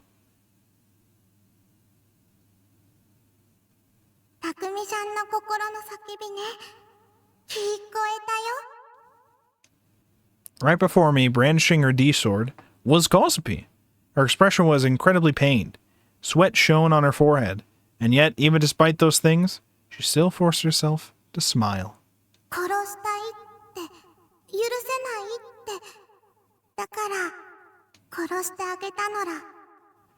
Aww, that's very considerate of you, Kozue. You know what? I don't think you're a monster anymore. I think we're chill now, because you'll just be like my little soldier. Like if I just think to myself, all right, I want this person dead, you're just gonna go do it with your snowboard, and I appreciate that. I feel like I like this dynamic, so that's cool. Her inner voice threw all of that at me.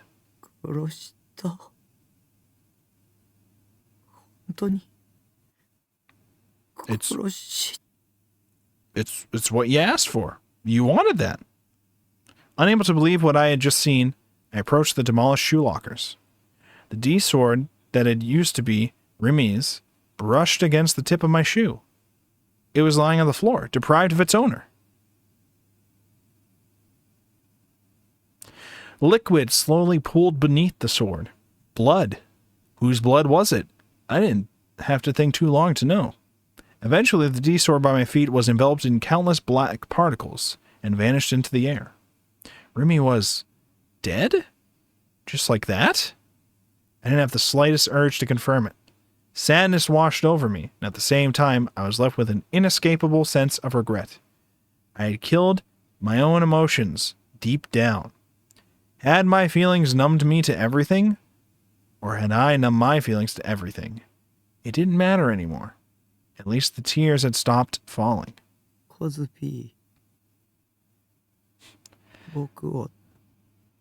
Kozue, save me. Save me, Kozue. Kozue, save me. Right now, Kozue was the only one I could depend on. Even though Remy had betrayed me, I still wanted someone to believe in. Or maybe I just wanted someone I could be with. Someone who would accept me. All that stuff about wanting to be protected, it was all just an excuse. I just didn't want to be alone. Even if she might betray me, even if I had been betrayed already, I didn't want to be alone. I could bear all of this awful bullshit on my own. Or I couldn't bear all of it on my own. If I was on my own, I guarantee I would cease to be me. I would just up and disappear. I approached Kozue, desperate for someone to cling to. When I looked at her, what I saw was how terribly sad she looked, the sheer pain on her face. Her smile had long since disappeared. I made up my mind and embraced her tiny shoulders. She didn't fight it.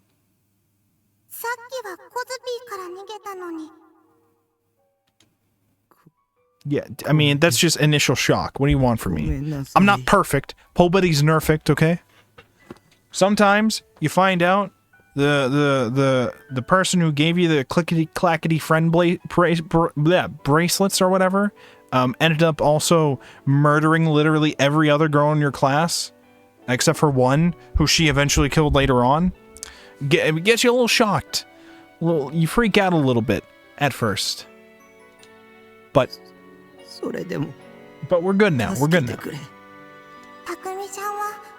コズピーの味方？ I'm certainly not your enemy. Don't worry, because I'm not going to be your enemy right now when you're all covered in blood. Don't worry. We are the best of best friends, of course. Who could say how many people Kozue had already killed? Who could say what would happen if the police caught us? Knowing all that, would it really turn out okay if the two of us stayed together? I asked myself such a question, but it didn't take too long for me to find my answer. Right now, I was together with Kozue, and as long as we stayed together, it would all turn out okay. We had bigger enemies than the police, enemies that were too dangerous to face alone. 僕にはコズピーが必要だ。一緒にいたい。たくみさんは身勝手な人なの。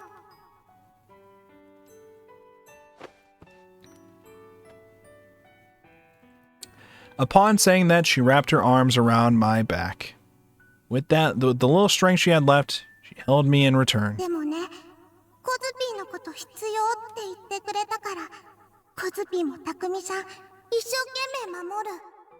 あのね、前に汚いおじさんが言ってたのら。It's like that really dirty old guy, you know, the homeless guy I talked to. I love quoting the homeless guy. 我慢することないって、負の感情を否定しちゃダメって。Success, you've attained the only girl left in your class, who is also a psychopathic murderer. だから、コズピーをいじめる人みんな殺すね。Kozue will kill him. Anybody who wants to bully me. Who can blame her? たくみさんをいじめる人も。Who can blame her? And that goes for anyone who bees a bully to Takumi-chan too. Feelings both cold to the touch and warm as the sun found their way from her to me. Feelings inside her that contradicted. Madness. Kindness. Whether it was the same way her inner voice could reach me, or it was all in my head, I didn't know. What? What was that scream? Right as that thought drifted throughout my mind, a girl's scream echoed throughout the school grounds, and it had come from the top of the building. That was like a crowd screaming. That was not just a woman screaming, but okay. Had she found the slaughter on the rooftop? We had to run. Kozue, if we stay here, the police will catch us. For some reason, the moment I let go of her body, she immediately sank to the ground. What's wrong? すごく疲れてるのら。体だるいの。ねえ、たくみさん。コズピーね、心の中に真っ黒な妄想が。The darkest of dark delusions. 押しつぶされちゃいそうなの。Oh, jeez. Blackiest black delusions? What do you mean? Regardless of what she meant, staying here wasn't an option. With Rimi's corpse lying here, anyone would spot us. Anyone who spotted us would find out exactly what we'd done. So without getting an answer from her, I lent Kozue my shoulder, and the two of us began to leave the school.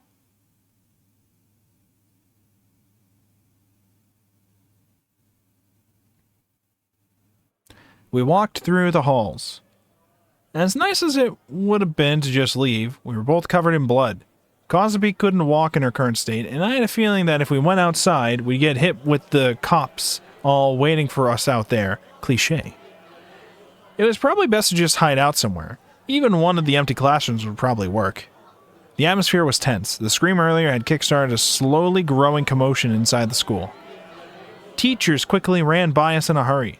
Students left their classrooms, ignoring that homeroom was still in session, and cautiously peered around the school to try and see what had happened. Alright, listen. I know we're trying to have some excuse for us to still stay in the school for this scene, but no. You're immediately leaving the school scene. You're not worried about the cops all waiting outside for you there, cliché. No, you're immediately leaving. You are not hiding in a classroom within the school. That's not what you're doing. But then again, what are they going to do? You got the D-swords. What are the cops going to do to you? I don't know. Teachers quickly ran by us in a hurry. Students left the classrooms ignoring that homeroom still session and cautiously peered around the school to try and see what had happened. Shit, there were a lot of people. Maybe it would have been better to just leave after all. See? Yeah, it would have been. We had to hide somewhere. Somewhere like... Ah, shit. There it was again. That noise again. Stop it. Just stop it. I was gonna go fucking insane. A few students spotted me from a distance. And not just students, but a few teachers, too. Every single one of them had their cell phones out and were aiming them at us. And for some odd reason, they were all holding mirrors in their other hands. Coupled with a black wrath, an infernal bloodlust sprouted inside my head. Something within me was about to snap. Uh-oh. Perhaps emboldened by my bloodlust, Kozupi's heart reeked of its own hunger for blood. Kozupi was reacting to the mirrors. Despite the fact that she was having so much trouble walking, she raised her D-sword overhead anyway. Kozupi, don't do it! Clutching her petite frame, I tried to hold her back. But I couldn't do it. Kozupi's body freed itself from me with tremendous force. Pulled in line by a sword, Kozupi charged the group of holding mirrors. Her legs tangled with one another. She nearly slipped and fell. And yet she still managed to move forward and swung her enormous D-sword. Yeah, sure. Alright, now we got witnesses. We pretty much gotta kill all of the school. Okay, alright, it's massacre time. We just gotta go with it. And with a single swing, she had claimed about 4 human lives. About, roughly 4. It was a staggering storm of destruction and brutality. Her movements and posture were like a novice's. If she leaned back any further, she'd fall over. And yet, her sword's trajectory was both abnormally accurate and fast. Her aim was precise as she claimed each and every one of the lives with a single blow each. Almost like she wasn't the one swinging the sword. The sword was the one swinging her. 3.7 lives in actual number. As she bathed in the fountains of blood, Kozupi began to cower. Okay.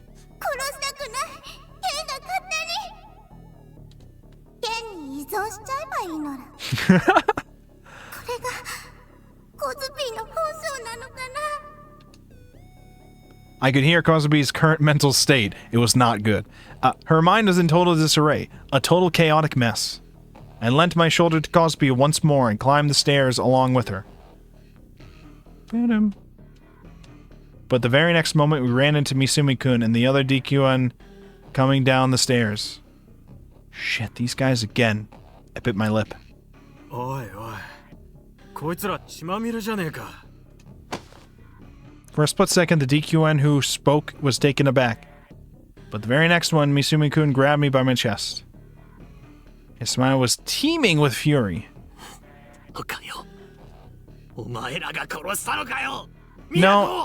No, actually that was Kozupi. Seriously, who the hell was Minako? Noticing my confusion, the DQNs held Misumi-kun back. I mean, there's a lot of blood on us. There's a lot of blood.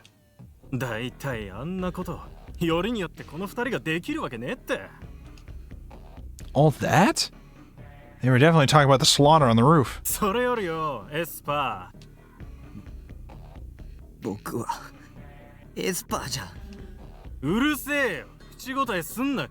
Can it shit for brains? I tried to tell him I wasn't an Esper, but he wasn't having any of it. His threat caused me to shrink back. Feeling unbelievably pathetic, I began to wonder if Kozupi would murder everyone here if I wanted her to. Listen, guy calling me shit for brains, okay? Perhaps if there was a massive murder of a shit ton of people and you guys suspect me of being one of them people that did the murder, maybe you shouldn't be talking shit to me because I am literally like a school terrorist right now, like a genocider or whatever, like a slaughterer. Not genocider, I guess, because it's just school kids or whatever, but still. Like, I'm a, like, psychopathic murderer or whatever. You probably shouldn't be talking shit to me. Probably shouldn't be fucking around with me right now.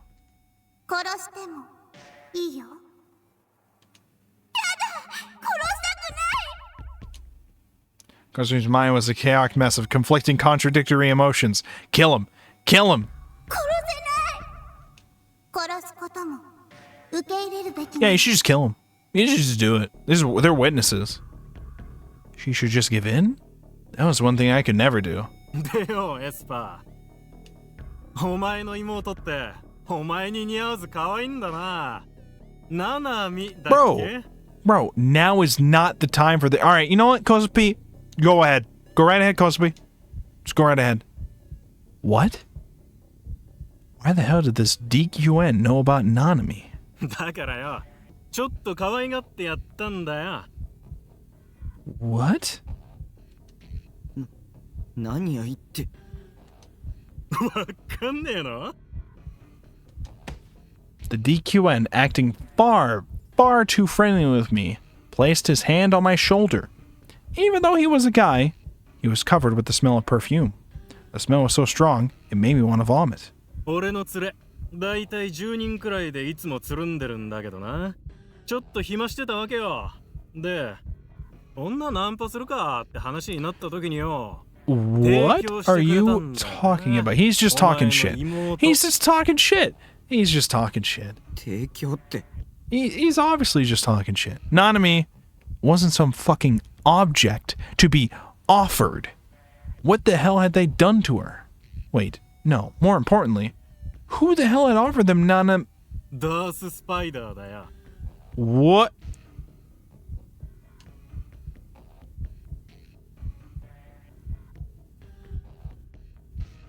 All words left me.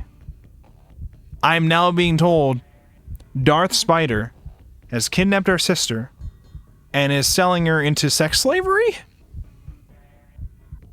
And this guy just felt like casually bringing up to me as a fuck you loser when he thinks I may be a psychopathic murderer of multiple people, like all the girls in the classroom just now. This is what this guy wants to do to me. わざわざ向こうから声かけてきてよ。お前の妹を好きにしていいとか言って渡してきたんだよね。マジでウケるだろ? My vision turned bright red. Within my mind, it felt as if my blood was boiling. It billowed and bubbled, rising up to my head like magma. ナナミに何を？あ？だから可愛がってやったっつってんだろ？そうそう。妹さ、片手なかったぜ。痛そうだったな。Kozue, do your thing. Do your thing, Kozue. Take him out. Take the shot. That had all been real? When I'd come home afterward to check, I hadn't been able to find that damn hand. So that was why. なあ、ミスミ。お前も教えてやれよ。お前だってあの場にいたんだからよ。Is that right, Misumi-kun? それよりミナコ。You want to just not talk about that? Forget that shit? Forget that shit? What the fuck could possibly be more important? My sister is what matters here. You piece of shit. Don't you fucking dare compare that fucking whorish see you next Tuesday, Minako, to my precious little sister. おう、そうそう。記念に写真撮っといたぜ。なあ、エスパーも見てえか？見せてやるよ。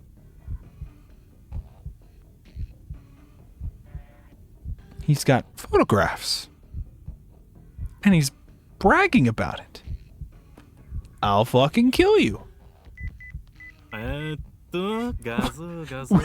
is going on with this scene? これこれ。ほら、見ろよ、エスパー。The DQN grabbed me by the jaw and forced me to look at the image.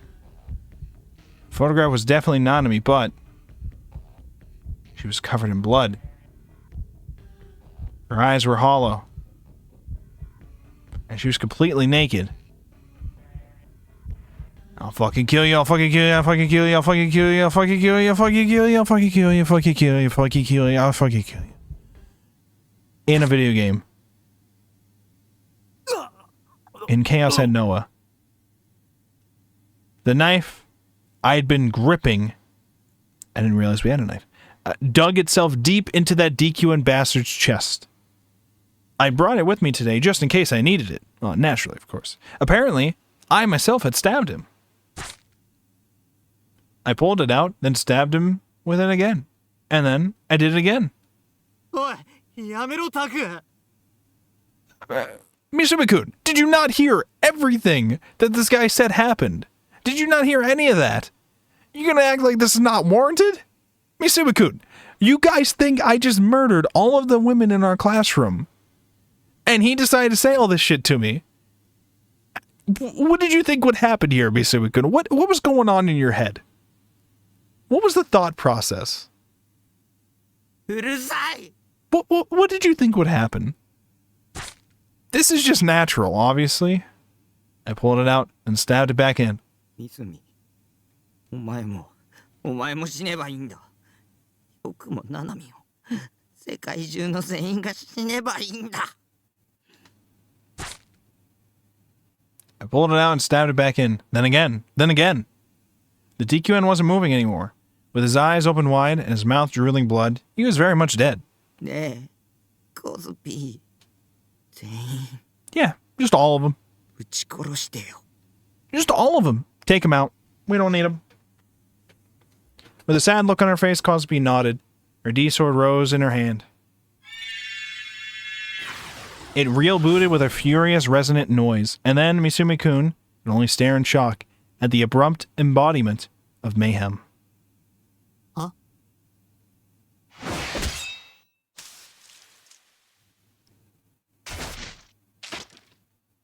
With a single swipe, Misumi-kun's head was blown clean off.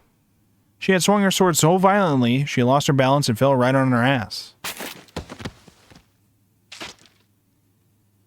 Misumi's collapsing body then fell on top of her, soaking her clothes with blood.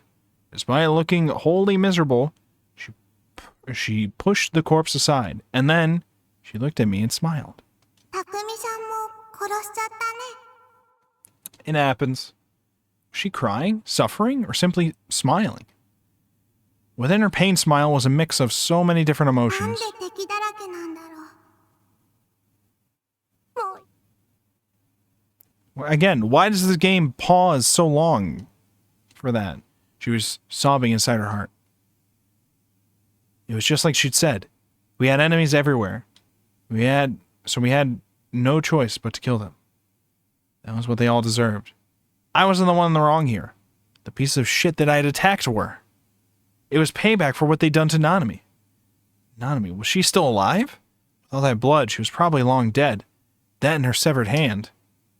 There's no way she was alive.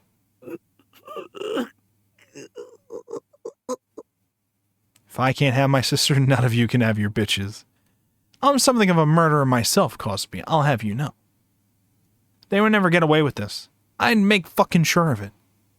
I've been on the run for so long, but that ended here. I would kill every last one of them. Every last one.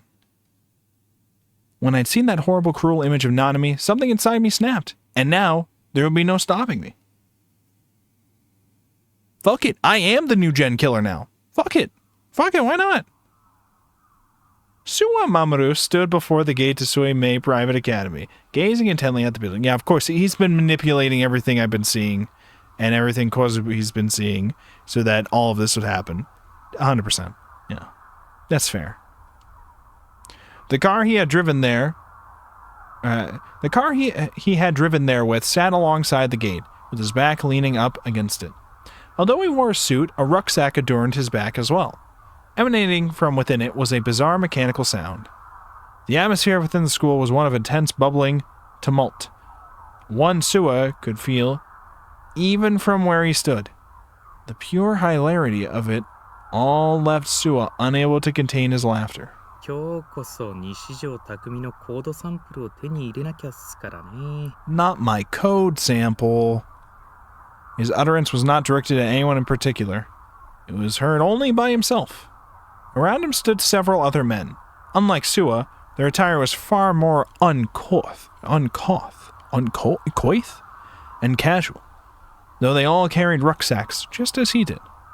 They were all very evidently suspicious, with their eyes remaining glued to the school and speaking not a word to each other.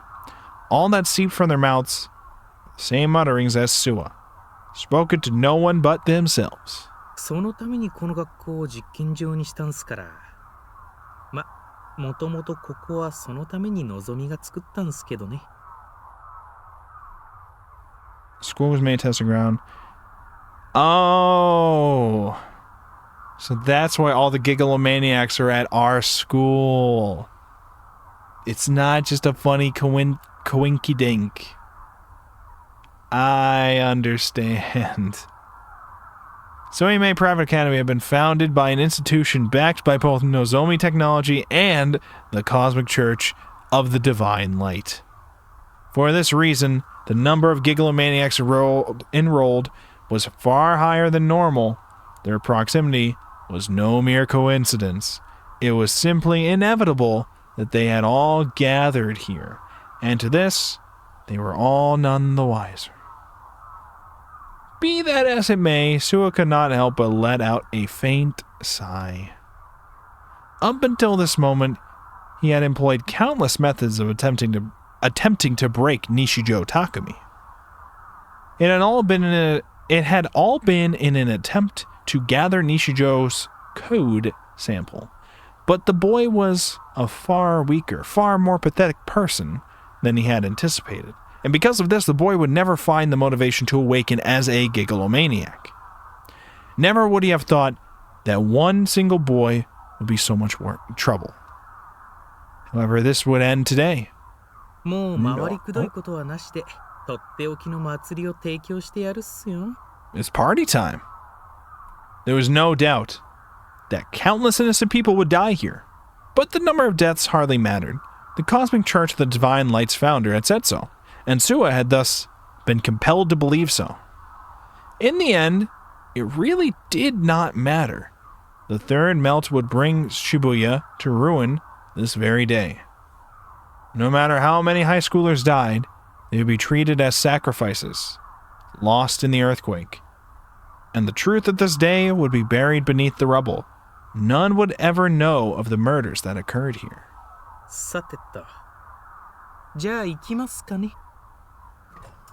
Suwa opened the trunk of his car and retrieved his Darth Spider helmet. He put it on slowly and deliberately. When it stood alongside his suit and rucksack, the Darth Spider helmet made Suwa appear all the more conspicuous. But this was not something that even remotely bothered him. With an air of utter composure, he advanced into the school, and upon Suwa's signal, the men with the rucksacks followed closely behind him, remaining in complete and utter silence.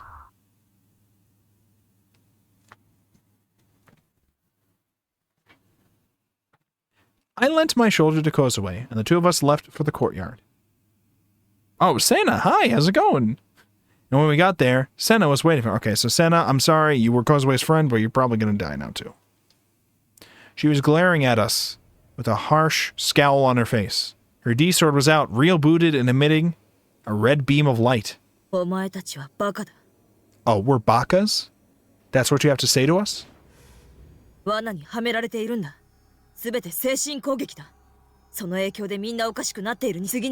Well, Senna, unfortunately, it's already too late. It worked, we're broken, we're Joker mode, we've already killed, like, several people. So there's no point stopping now.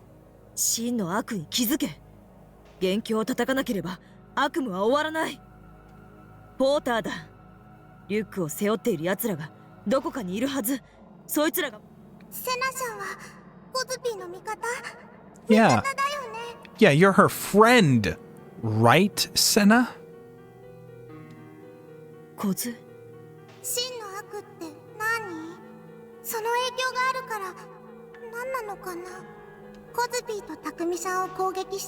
The cocky roaches. Automatically. On site. It was on site. It was on site, and that's reasonable. The voice of Cosby's head wasn't making any sense. Her mind was a chaotic mess.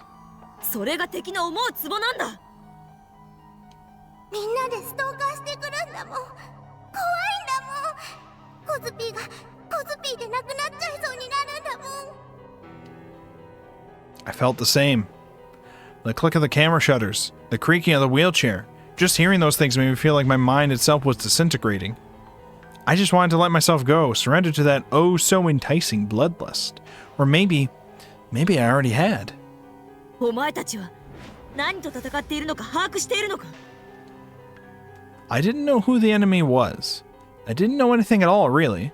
Was my enemy Shogun, or was it someone else? I didn't even know who was attacking who anymore. What I could say for sure, though, was that everyone and everything in this world was against me, specifically. 妄想に惑わされるな。 It's too late for that. お前たちは自分の妄想によって殺されようとしている。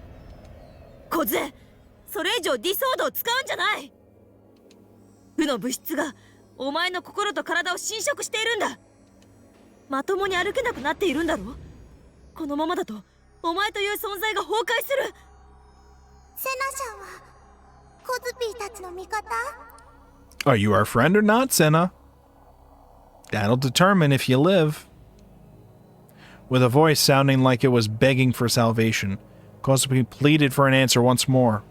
I, too, waited with bated breath to see what Senna might say. I wasn't expecting anything. I really wasn't, but... 私はお前たちの味方だ。 Oh, then you're good. Senna answered decisively. お前たちを攻撃している敵は私が倒す。だからもう妄想するな。 I was saved. I had someone on my side besides Kozue. Another friend. Kozue slowly lowered her sword. Kozue really went to Senna and said, "Don't come to school today. You should head home early. You know what I mean?" よかった。セナちゃん、大好きなのら。 Tears began to form in the corners of her eyes. Kozume's gaze clung to Senna like a lost puppy. Without warning, Kozue swung her D-sword. Senna instinctively deflected the blow with her own. However, the shock of the attack was enough to blow her backward, and she fell to the ground. 小杖、何を？コズピー Senna made it clear she was on our side. Why are you trying to kill her? 違う、コズピーじゃない。 Crying out in her inner voice, she swung the sword up past her head and held it above Senna. コズピーじゃないよ。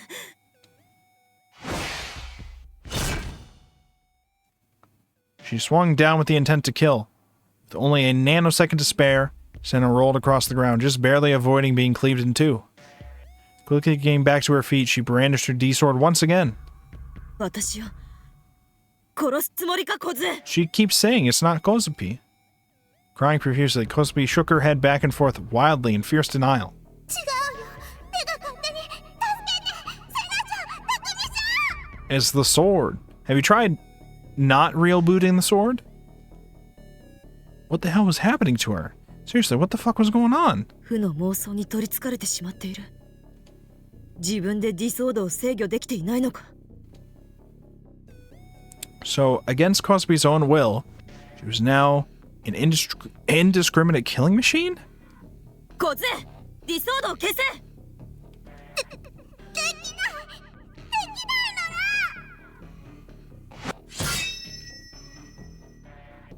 ら。こいつ。殺す。殺す。 Kill, kill, kill. Look at this face. Kill, kill, kill, kill, kill. A voice spoke, but it wasn't her inner voice. It was Kozue's actual voice, chanting kill to no end, the exact opposite of what her inner voice wanted. セナ、コズピーを助けてあげてよ。 All I could do was beg from the sidelines. There's no way I could have walked into the middle of the fray. 妄想を見せて無力化を。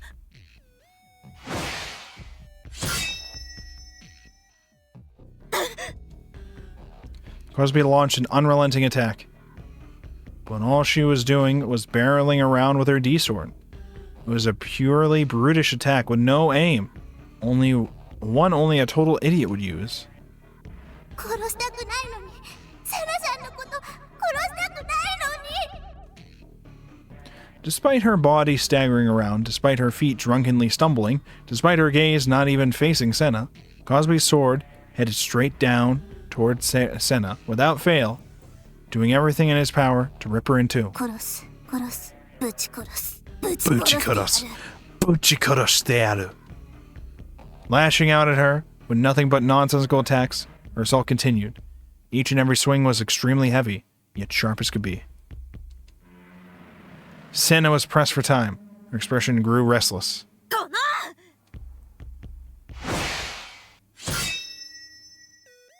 The swords mutually clashed with one another. Senna repelled her blow, breaking Kozue's guard, but in Kozue's counterattack, her D-sword seemed to disregard the very laws of physics themselves.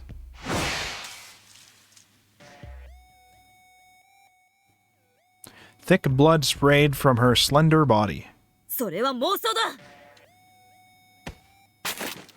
Oh my god. Senna cut around and made her way to Kozue's back. The once bloody corpse of Senna vanished. Taking advantage of Kozue's shock, Senna managed to pin her arms behind her back. ディソードを捨てろ、コズ。離せ、離せ、離せ、離せ、離せ、離せ、離せ、離せ。殺して。コズピーのこと殺して、セナシャン。コズピーは悪くない。コズピーは悪くない。みんなが悪い。 Yeah, it's everyone else. It's everyone else. I'm not the one losing this League of Legends match or this Overwatch match. It's everybody else that's the problem, not me. It's everybody else. It's never been me. I've never been the problem. Kozue's mind and body were at odds with one another. They had split completely in two. Her small body thrashed around violently in an attempt to break free, but in her mind, she could only weep. 頼む。剣を捨ててくれ、コズエ。元に戻ってくれ。私はお前を見捨てたりしない。お前は私のたった一人の友達で。Tears formed in Senna's eyes. She was crying. Right then, Kozue's arm made the strangest of movements. Bending in a direction that shouldn't have been possible.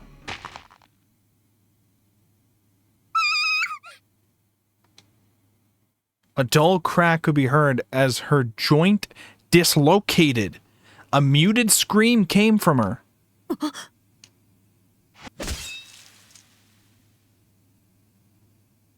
Before I even knew what happened, Senna, who had been keeping Kozue pinned, had been impaled from behind by Kozue's boorish D-sword. The edge gnawed through her, grinding into her flesh like a saw. In the blink of an eye, Senna's clothes were turned a deep crimson. Gritting her teeth in pure anguish, she tried to toss Kozue aside to put space between them. But she was too late. Kozue whipped around, and then slashed her sword in a straight horizontal line.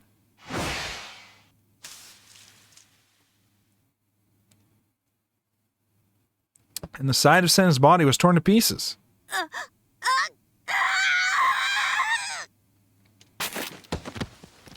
Kozue turned to Senna, who was writhing in intense agony, and then she thrust her D-sword directly into her.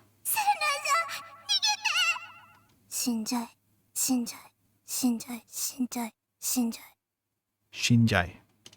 Kozue, すまない。死んじゃえ、死んじゃえ、死んじゃえ、死んじゃえ、死んじゃえ。お前のこと助けて。私のこと慕ってくれたのに。私死んじゃえ、死んじゃえ、死んじゃえ、死んじゃえ。 She's like, yeah, okay, anyways, die. お前の SOS にもっと早く気づいてあげられたら。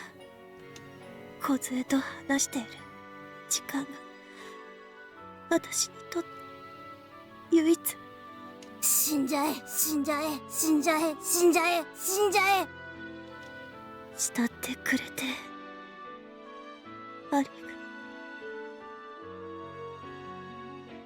死ね。 Die.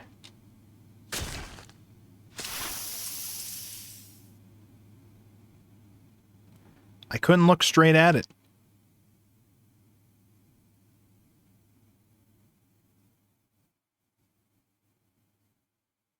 死んだの？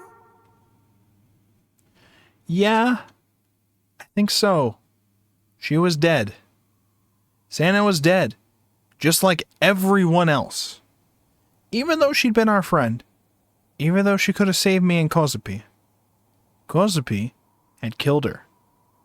The sword remained pierced into our friend's corpse. Kozue's disjointed arm hung down lifelessly. And on her face was a smile, accompanied by a waterfall of tears. セナちゃん。セナちゃん、返事して。一緒にガリガリ君、食べに行こうよ。たくみさんと3人で。また、写真撮って。I don't think that's happening here, Kozue. I don't. Her heart was crying out in despair. たくみさん、セナちゃん、どうして返事してくれないのかな。 Santa is dead. 殺しちゃった。殺しちゃったよ。 Kozue fell to her knees. With one hand, Kozue softly picked up what was left of Santa's lifeless corpse. What had once been a girl of intense beauty was now smeared from head to toe in blood, with her long black hair covering her face. こんな、コズピーね、こんなこと望んでないのに。セナちゃんのこと好きだったのに、大好きだったのに、お姉ちゃんみたいだなって思ってたのに。なんで、コズピーはセナちゃんのことを。信仰の救いっすよ。 Darth Spider's here, boys! There he is! Before I knew it, a man in a Darth Spider helmet had appeared near us, holding a small handgun pointed directly at us. Darth Spider! I remember what that DQN had told me before I'd killed him in a fit of rage. He'd said that Darth Spider had offered Nanami to him. お前か。さあ、何のことっすか？ Did you say something? And then he shoots me. That's fair. He'd shot me. My leg exploded with pain. The bullet had struck me right in the knee. Kozue's D-sword began to hum. And Darth Spider's helmet was shredded like it was made of paper. It wasn't Shogun's face beneath the mask. Instead, it was the face of a young man. The man retaliated, turning Kozue into a mess of gushing blood and broken bones. And then Kozue's legs gave out from beneath her. Oopsies, my bad. Yeah, I gotta get the code. I gotta get the code first. Who was this guy? Who the hell was this bastard? I couldn't stop thinking that I'd met him somehow before, but I couldn't remember where. How had he gotten his hands on a gun to begin with? He's a cop, that's why. But I did know that this must have been him, the so-called source Senna had mentioned. Was he Shogun's underling? Or was he some other enemy? I didn't know the answers to any of these things, and I didn't need to, because at the very least, I knew he was the source behind everything. I wanted to kill this bastard so badly. But my aching leg was suffering from an incredibly unusual sensation. Before long, I couldn't even stay standing anymore. The next bullet landed in my shoulder. The impact of the shot sent me sprawling on the ground. The bullets dug into my flesh, and the sheer pain and heat made me scream. Next, my arm. I dropped the knife I had been clenching tightly in my fist. My entire body was emitting distress signals. I couldn't even tell where I was being shot anymore. I was dying. The pain was too much for me to take. The man approached me. He peered at my face, then removed something odd from the rucksack he was carrying. It was some sort of headgear. With more cables than I could count. You're just gonna take my code right here? Yeah, kill! Kill! Get him, Kozue! Kill! Nani? Nutty? Yeah. Rising from the ground, Kozue swayed heavily. She was dragging her leg. Almost having to force herself, she raised her blade. こいつ She a fucking monster. 化け物かよ。殺してやる。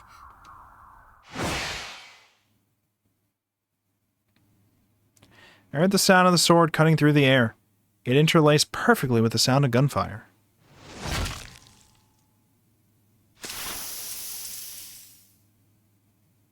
The D-sword utterly crushed the man's body. His final breath soon dissipated, and the man's all too familiar way of speaking would never be heard again.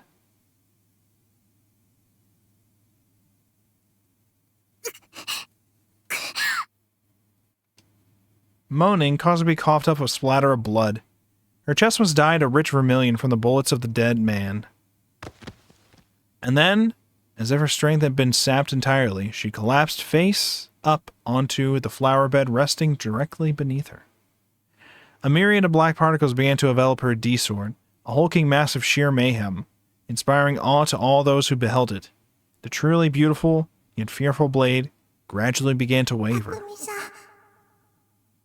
コズピーね。もうダメみたい。 Bearing the excruciating pain shooting through me, I crawled as best as I could towards where Kozue lay. Only a few moments ago, my entire body had been blazing with heat, but now I felt so terribly cold. It was like I had been it's like I had been plunged straight into a lake a cold winter's day. My whole being was shivering with a force I couldn't stop. I couldn't feel my fingers anymore. My vision had gone blurry, too. But even so, willing forth all the strength I could muster, I stretched my hand toward the girl lying in a radiant array of brightly colored flowers. My cold fingertips met Kozupi's warm, tender fingers, desperately seeking something to cling to, wishing with all my heart to find it. I draped my fingertips on top of hers and closed them.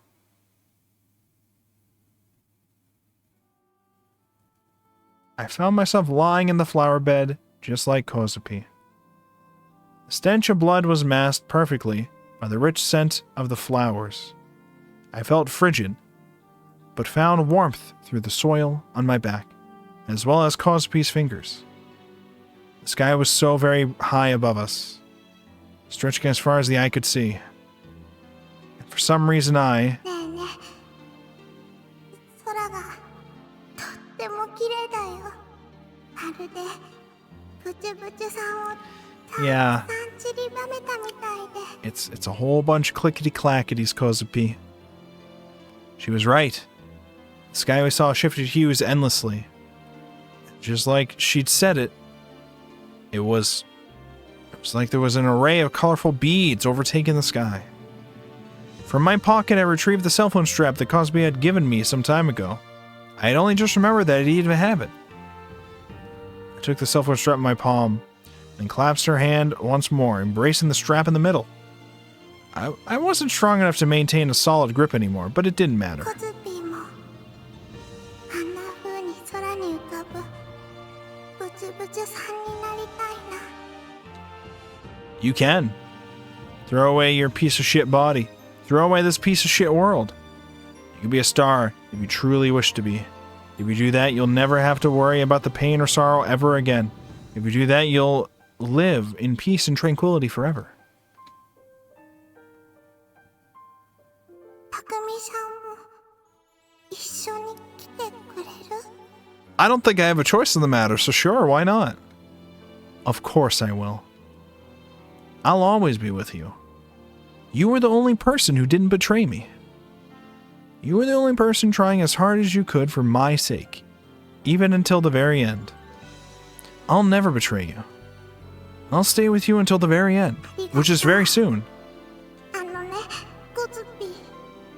たくみさんのこと。 Yeah, sure, why not? でも Why not? I don't mind.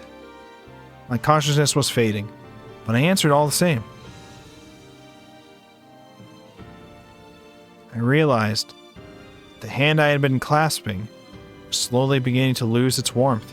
I realized that the strength was slowly fading from the fingers clasping my hand. Clasping my hand. But I didn't care. I wasn't going to let go of her until the very end. I tried my damnedest to hold back the tears I knew would come.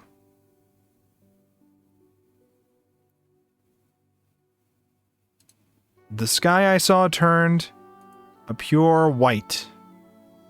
All the clickety-clackities were disappearing. I figured something had happened, but I didn't really care anymore. Relief washed over me. Relief that Kozue wouldn't have to see the clickety-clackities die out. I gently closed my eyes. In that very moment, time came to a stop. The entire world came to a stop. And so, within that sky, with colors as rich as beads, Kozue and I shone as stars, floating in perpetuity.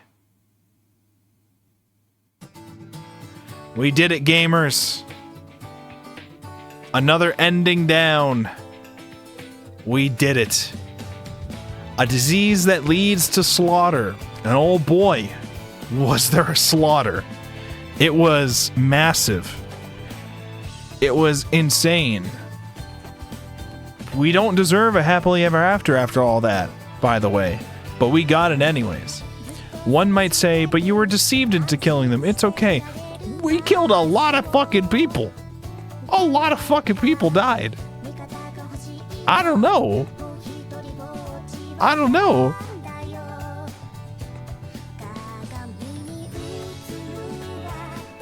It's fine. It's all understandable. Whew. That was pretty good. That was a pretty good route. Kozue route, done. Next we'll have Senna, and then Remy, and then the true ending. Those are the three things that we have to do left. It took us about 4 hours to do this route, though. And it's 10 o'clock here. So we're probably not doing another route tonight. Probably not doing it. I don't feel like staying up until 2 a.m. doing another route. So I think we'll end that with this route for today. I may or may not be around tomorrow night at some point to stream. I make no promises about that, though. No promises about tomorrow night's stream. No promises. I am going out tomorrow, but I don't know when I'll be back. So I don't know.